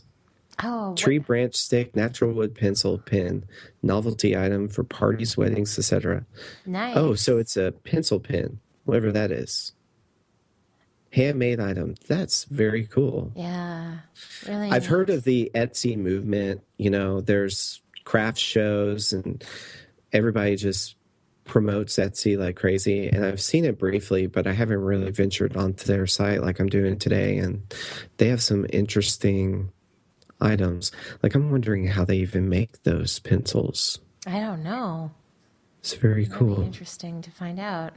But maybe there's an area that talks more about the artist on there. In fact, I think a friend of mine, I think also another friend, sells on here. He has beautiful artwork. Let me see if I can find him. Robert Kernoldo. Oh, great. We'll have to post him in the show notes. Just I give him a don't shout out. see him when I search, but I thought I'll have to check and see. Okay. But yeah, so that's one of my picks. So what do you have next on your pick list? So for my number 3 is kind of like it's kind of like my number 2 on Crate. It's called Shop Style, and I only found this app because I was looking for apps. I was forcing myself to look for apps. I was trying, and I found Shop Style on Apple's like top 30 app list for the lifestyle category, and it came up. I did like the app itself. It has an intuitive interface, so that's good. Especially on iOS 7, you're kind of expecting something flat, something trendy, which they kept up with, which is good. Except, And they have a lot of shops that contribute to the app, which is really cool. But they don't have my favorite shops, which is kind of a downer for me. And so I was just doing a search for technology, and I was coming up with a bunch of feminine products that had nothing to do with technology. So their filter is not as concise as I would like for it to be. And also the product selection seems a little dated in my mind, at least compared to Uncrate. But, if you're kind of a person looking for items on Black Friday, this would be a good app to use and to be able to compare good deals and stuff, because most of the items on Black Friday are kind of last year's items at a discount. So yeah, I like the app, but I think I like Uncrate better, so I probably use that more. Yeah. But yeah, Shop Style is pretty cool. Yeah, and it looks like you can also share it. They have social sharing, so you can share it on Facebook, Twitter, Pinterest. Oh, I missed that aspect. That's cool. Yeah. To have your favorites, sale alerts. So that's good. Yeah, that's a good find. I haven't played with it. It was last updated November 7th, so at least I like to see when apps are updated, because then I totally agree. Yeah, that's a great tip. Yeah, because if something hasn't been updated in 10 months or a year, it makes me, I don't know, feel kind of weird about the app. So that kind of leads me on this tangent, because I introduced my mother to this show, to Tech Anarchy, and she loved it. And she was saying, she was asking me, podcast, what's a podcast? She didn't even know what podcast was. I was like, well, it's like a radio show. But if you're like my mother and you're looking at podcasts for the first time, are you kind of applying the same logic to podcasts? Like, if you haven't seen them updated in a few weeks? I do. For me, if it's been over a month, then I kind of like, oh, well, maybe, they're just not active with it. It's not, I will go, I think 1 to 2 weeks, every 1 to 2 weeks is fine. Even more frequent than that is good as well. But yeah, I'm the same way. If something hasn't been updated in a while, I kind of discard it. Yeah, I'm not sure where that came from. Is that, because my wife isn't like that, but I am. Maybe it's something that the tech culture has kind of forced me into, this kind of weird upgrade, or everything should be fresh paradigm. Yeah, I think we're just kind of, I think it's, I guess maybe it's the podcasting culture, and we just kind of came about where it was like an unspoken thing. Like, this is an unspoken, understood item that is supposed to be a frequent update. I don't know. Right. Yeah. Right. So all those feeds that I've subscribed to, I'm hoping that you listen to this podcast and that you're updating your podcasts accordingly, because I have a few that I would like to see continue. And, we all have jobs, and hopefully we're all doing this for fun. And some of the podcasts are enjoyable to listen to, but and not everybody can do it. So yeah, exactly. So what do you have for your number 4? Okay, so number 4, I have. Let's see. I'm trying to. Okay, here it is. This is something I just stumbled upon the other day, and it is a deal app. So it's called InnoDeals. INODEALS. The app is 99 cents for iOS, and for Android, there is a free version, and then there is an ad-less version. So there's an ad-supported free version and an ad-less version for $1.49. And the thing I like about this site, or this app, it's not necessarily a website, but this app, is that it has all the deal sites in one spot. So you go there and you open the app, and it's going to show you a link or a section for Groupon, Woot, One Sale a Day, Black Friday, Slick Deals, Fat Wallet, Deal News, Travel Zoo, Buy.com, Amazon, Newegg, cool. Yeah, and so on and so forth. So a lot of these are sites that I actually go to on my own, and I even had apps for them. Specific apps for some of these, that I would frequent, but now it's all in one spot, and you just tap there and it shows you what different items are showcasing and what the deals of the day are, basically, or what the deals of the week are. And Wow. yeah, So this is definitely the app to have on Cyber Monday. yeah, definitely. This would be great for Black Friday and Cyber Monday to keep track of what the specials are going on and what it is. So it even has some Canadian apps on here, or sites as well. Oh, wow. How is that? Is that like pharmaceuticals? No, it's no, good one. Smart Canucks, Red Flag Deals, and Price Network. Those are 3 deal sites in Canada. And what makes a smart Canuck? Yeah. What does make a smart Canuck? I don't know. What does? Is that the joke? I know. I don't know. I guess getting a good deal online. They're smart Canucks. Well, that's very cool. And it kind of leads me to this idea that if we had kind of like what is it? What's the website? It has the owl as the logo. It's like Living not Social? travel. No, it compares best deals on air travel. Oh, it starts with the letter L? Maybe. I don't know. Obviously, we're not being paid by these people to endorse their product. But having said that, kayak, that's it. So what would be cool is to kind of have like an online product version of kayak. Yeah. Instead of travel deals, you have product deals. Mm-hmm. And you can see like all of these websites that offer it, like the Groupon and the Deal News and the Slick Deals. You can see that way you can compare pricing. Because that's one thing, speaking of tips for Black Friday, that's one thing that you do prior to setting out in your vehicle. It's formalizing your game plan for Black Friday. Yeah. And part of that involves research and where the best deals are, because you can't be in multiple places at the same time, obviously. Not yet anyways.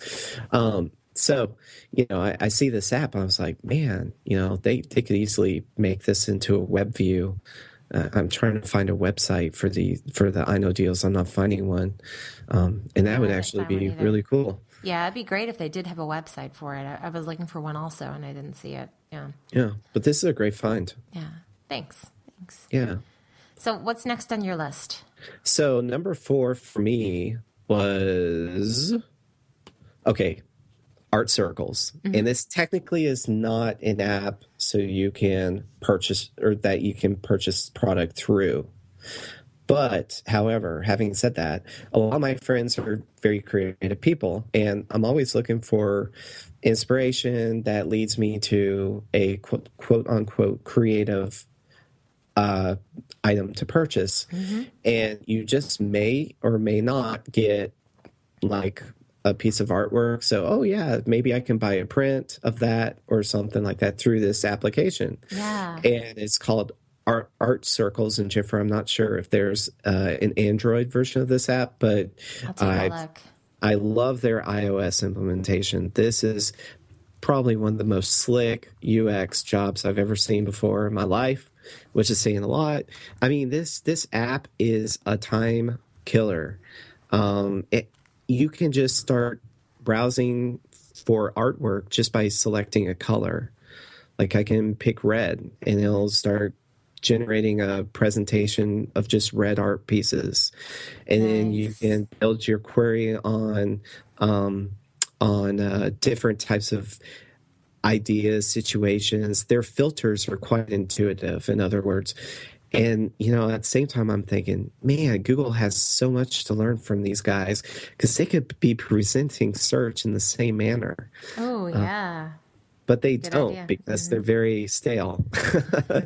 And they care about what color blue is on their website. But no, so that's one of my cons, unfortunately, is that you do need time to go through this app to explore. But it's just an awesome great reviews too, real good reviews. Yeah, it's great for to serve as an introduction into art, and it's also a good way for you just to get acquainted with new artists and new styles. So, and I do like the fact that you can, like you said, you can purchase something directly from here. Like they have an option here of a print for 24 by 18 inches in their screenshot that you could purchase right here from the Oh, app. great. See, I didn't even see that. I was just looking through artwork, so that's good to know. Yeah. Mm-hmm. It's fantastic. Nice. Actually, if you find any Jackson Pollock, let me know.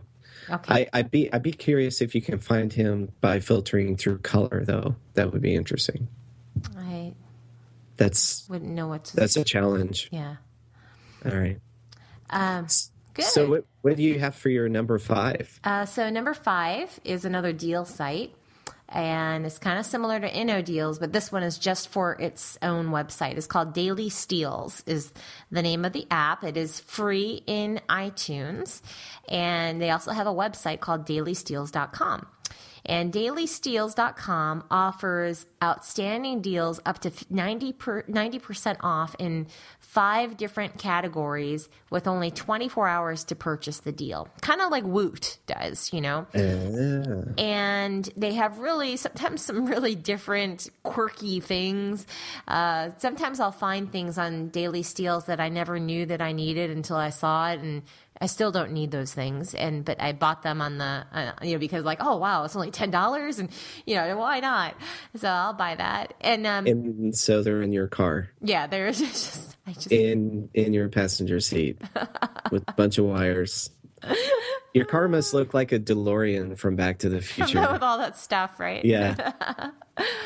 So that's cool. They have as seen on TV items. They have that's very cool. Yeah. So they also have a section called heists.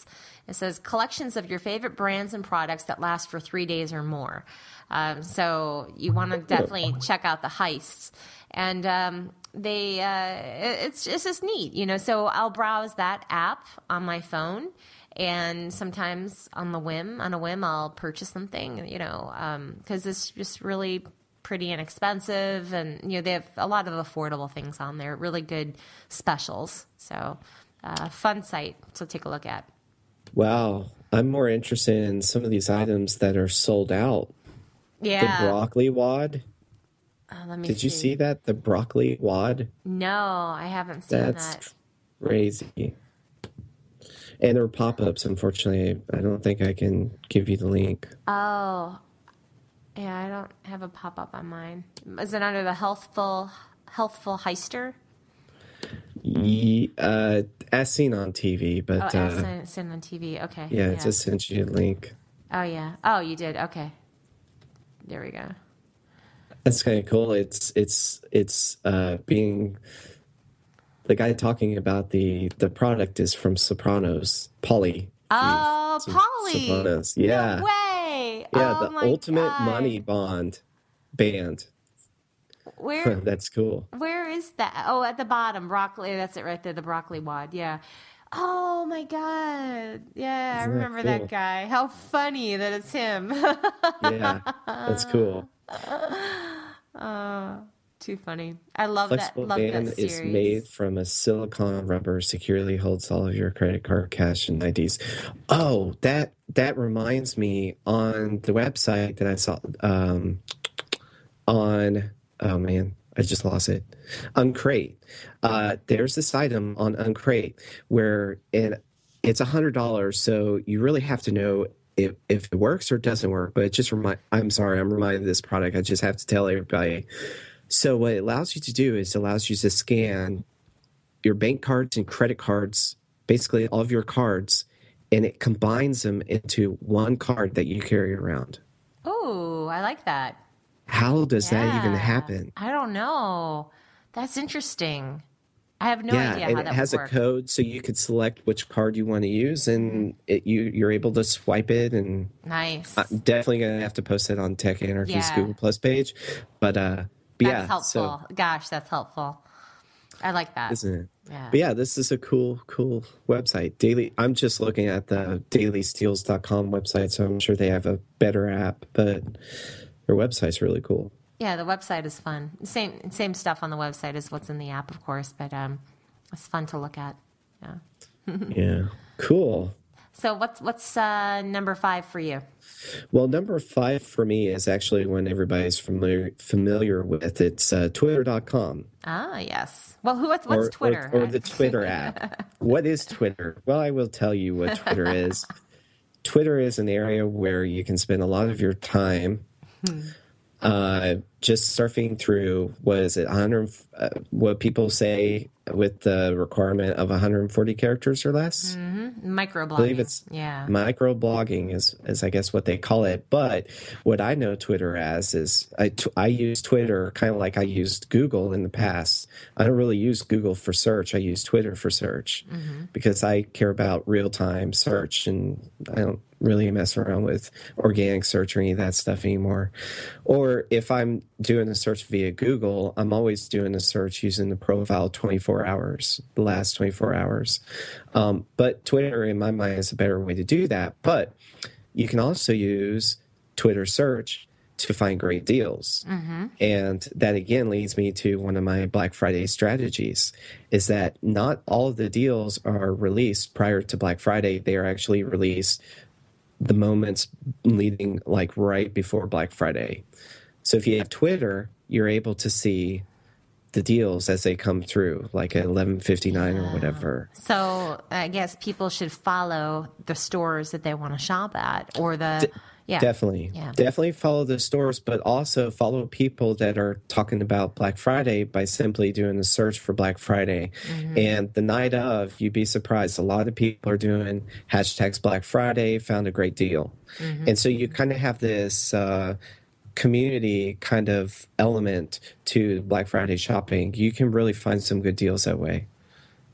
Oh, that's a good idea. I like that a lot. I like that. Combined with Twitter's geolocation search, you can actually find people that are tweeting about Black Friday in your immediate area. So it's a really good, handy tool. Yeah. Very smart. Good one. Yep.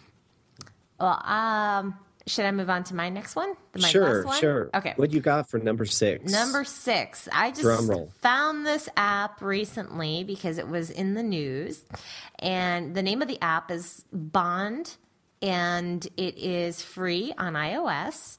And the website is Bond Gifts.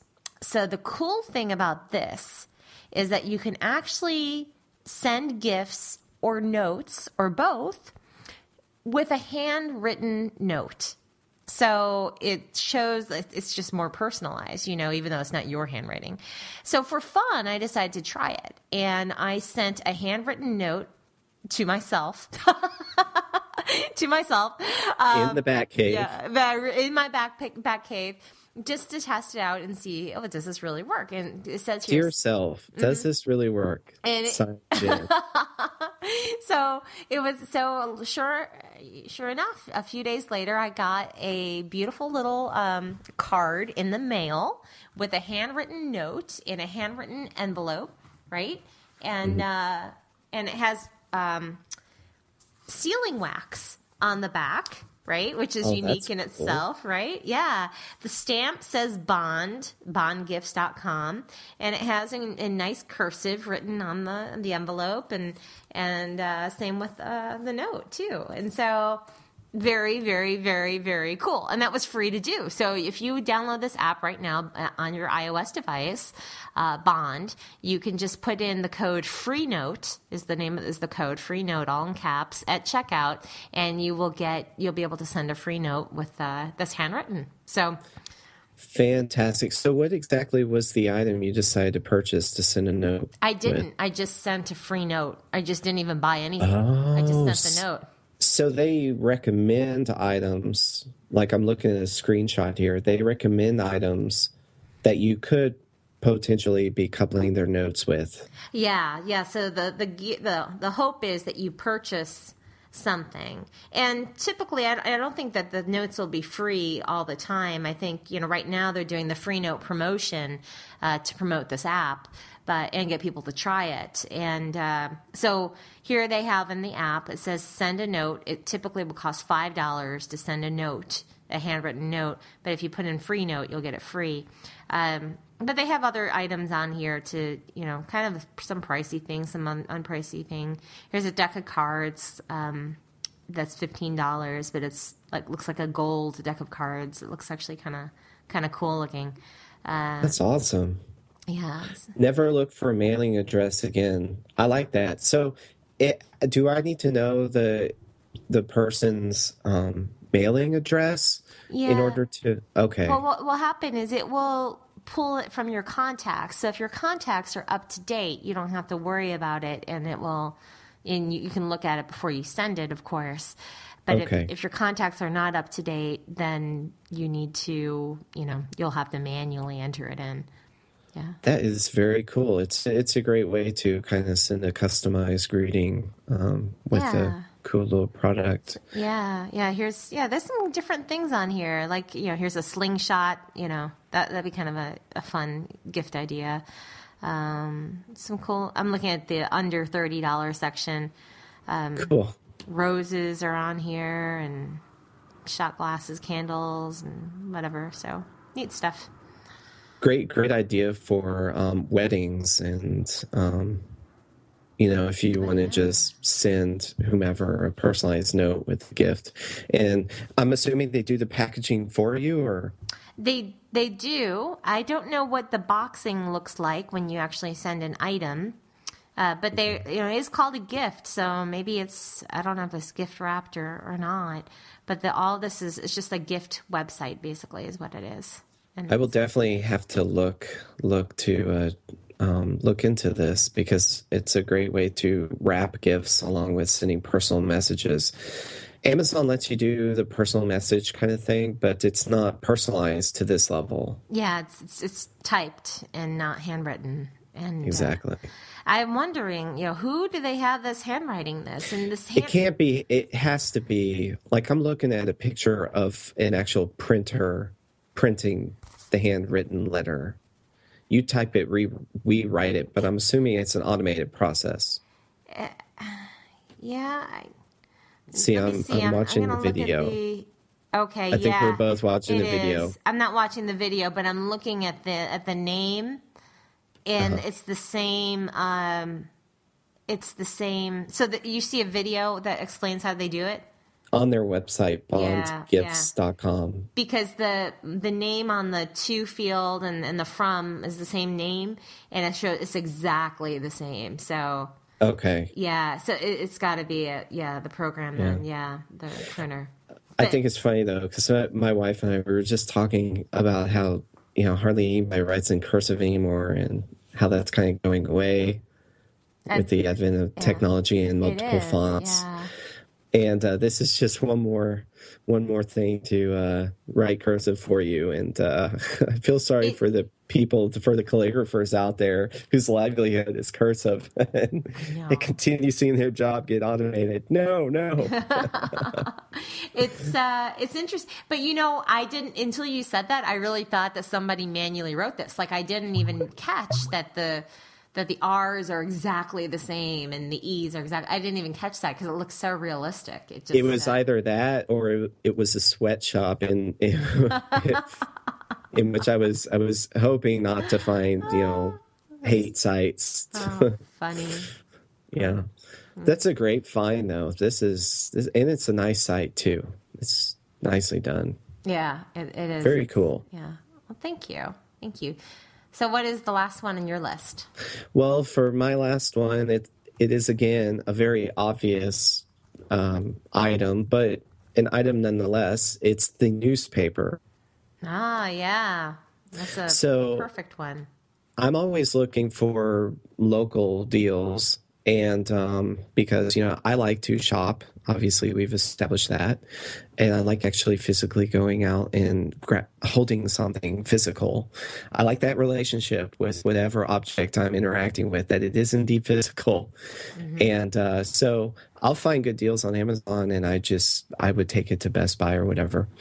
But really, we take for granted, and I don't know how many of our listeners actually read the newspaper anymore, but I think around the holidays, it's a great idea to subscribe to the newspaper if you can, because you do really get local deals that are only good in your local area, and the advertising that goes into the newspaper is actually for their local markets. So you're actually missing out if you don't get the paper. And there are also some really good coupons, but the journalism, depending on where you are, I'm in the DFW area, so I have the luxury of enjoying the writing of many esteemed journalists, is quite well too. So whenever journalists are covering tech, I'm always watching that, always trying to stay mindful of other perspectives, even though they may be publicized on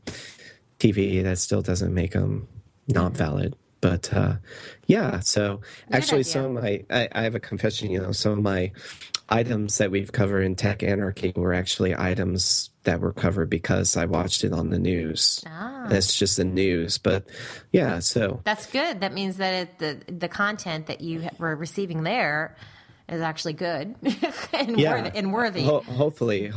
But you always get some good tricks from especially from the newspaper. So Jennifer, do you subscribe to the newspaper still, or?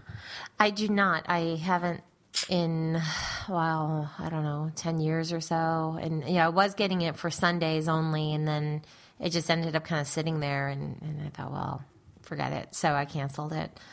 And but my brother works for a paper too. So sorry, Frankie, if you're listening. I did not know that. Yeah. Okay. Yeah.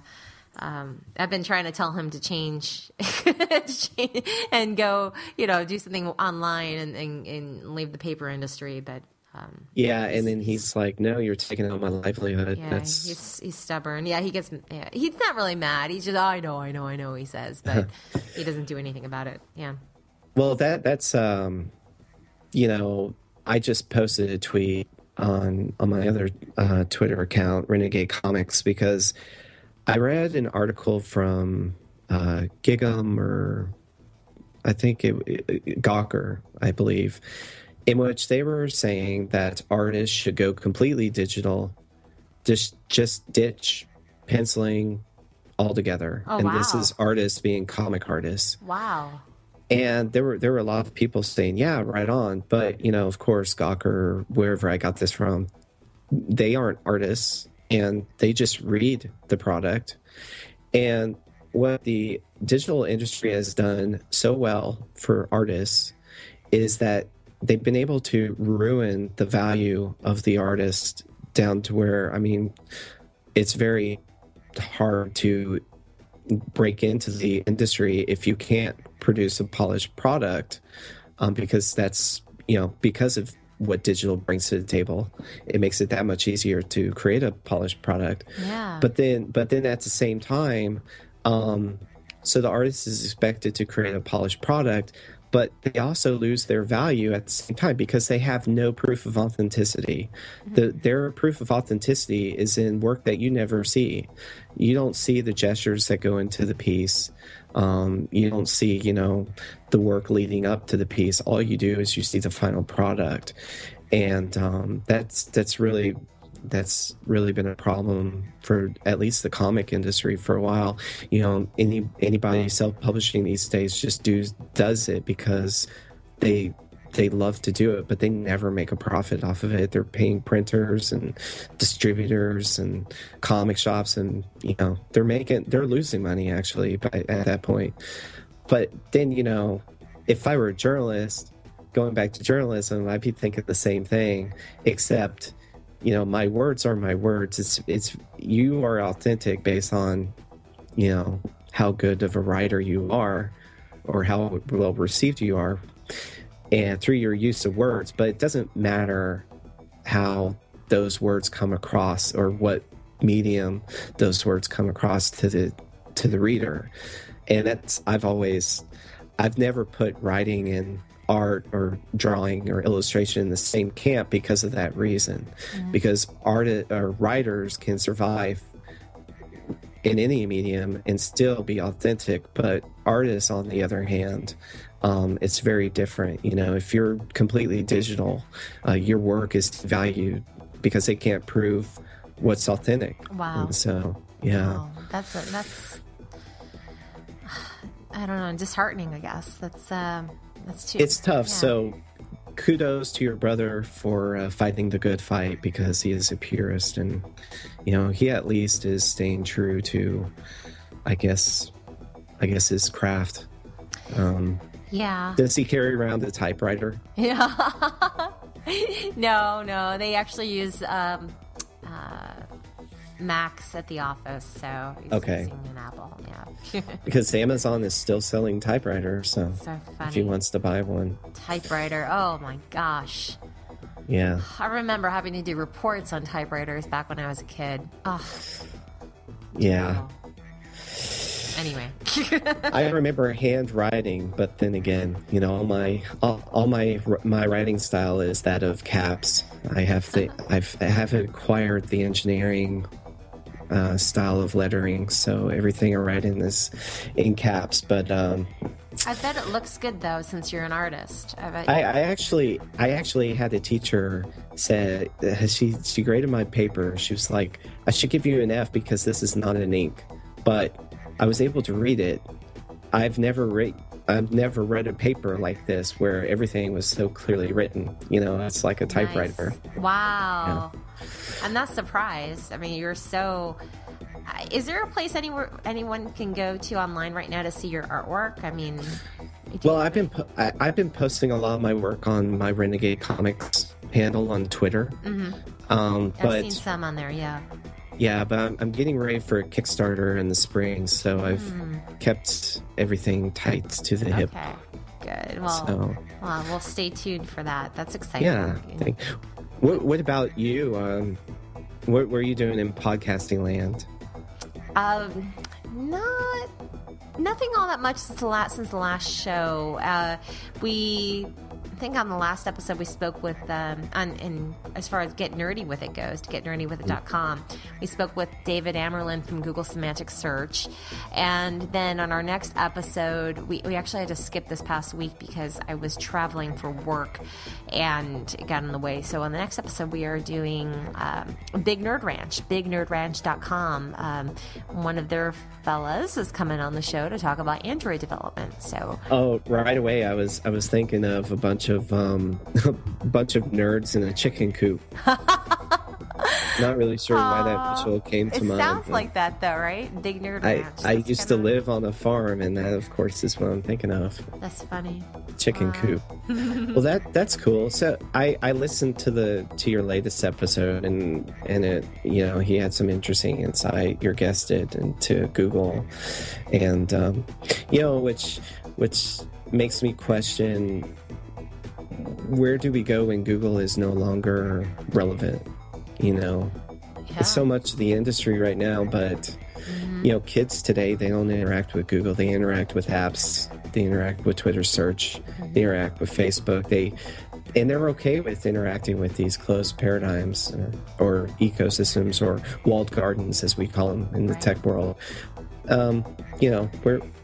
Where is Google? I mean, who knows? It'll be interesting to see what will happen in the near future, what people will turn to, where Google will be. So I don't know. Right now there are so much, and you're right, there's other areas for people to search in too besides Google. So Facebook, Twitter, always. Yeah. But yeah, it's a very nicely done podcast, and for those of you, for the Tech Anarchy listeners that are not aware, Jennifer does these recordings every week, so give you an applause there. I could not make this show without you. And Jennifer, did you by chance did you listen to the latest episode of Tech Anarchy? I haven't had a chance to yet, but I do like to re-listen to our audio afterwards because I also like to listen and first see how we did, and then if there were any audio issues, and then what we can do better, so kind of like being on the radio station and listening to your air check tapes. It's kind of like that. Okay. But I haven't had a chance to yet. Have you? It sounds like you haven't, because there's some Easter eggs inside the audio feed. I actually spent 10 hours producing the podcast, And so there is quite a bit of production value in it. I'm going to listen to it later on today. So I'm more curious as to what our listening audience thinks of the production value that I added, because it's not your regular podcast anymore. There's sound effects now. There's music intros. So hopefully I made it a little more polished and edited. I cannot wait to listen. So especially the helicopter bit, I had fun doing that. Oh my gosh. Okay, so I've got to check out. Yeah. After the show, I'm going to be listening to it. Yeah. All right, because I was wondering what exactly you'd be thinking of how I could be enhancing this show, but I didn't receive any comment one way or the other, and so I was thinking, well, she must not have listened to it. So you'll have to listen to it. I will let you know what I think after I do. But, okay. I'm excited. Yeah. But I appreciate all the new listeners to the show, and hopefully I'm doing something right, because it was our second most popular show. And again, if you need to find us, we're on Twitter at tech_anarchy. And now we are in Google Plus, or on Google Plus, and you can find us at Plus Tech Anarchy Social. Did I say that right, Jennifer? Plus Tech Anarchy Social. Yeah, google.com/plus Tech Anarchy. I can't speak. Google.com/plus Tech Anarchy Social. and Jennifer, where can people find you? And for me, you can find me at jenniferruggiero.com, and I'm also on, all my links are on there. Google Plus, Getting Ready With It, everything is on there, and that's Jennifer, JenniferRuggiero.com. Fantastic. And just to keep listeners up to date, you're probably listening to this episode on the Thursday, which is when I like to release the podcast, if I can. But I will be distributing a kind of an electronic PDF of the podcast as well, kind of some of the lists that we've been covering. And Thursday's PDF is actually going to cover the items from last week that we covered, and I believe it was 20 items that we covered. So so I'll be starting with last week's episode in an electronic format, and you'll be able to find that on our Google Plus and Twitter feed as well. Excellent. I'm looking forward to that. All right, great show as always. Yeah, thank you. Thanks for putting the good topics together. All right, I look forward to next week.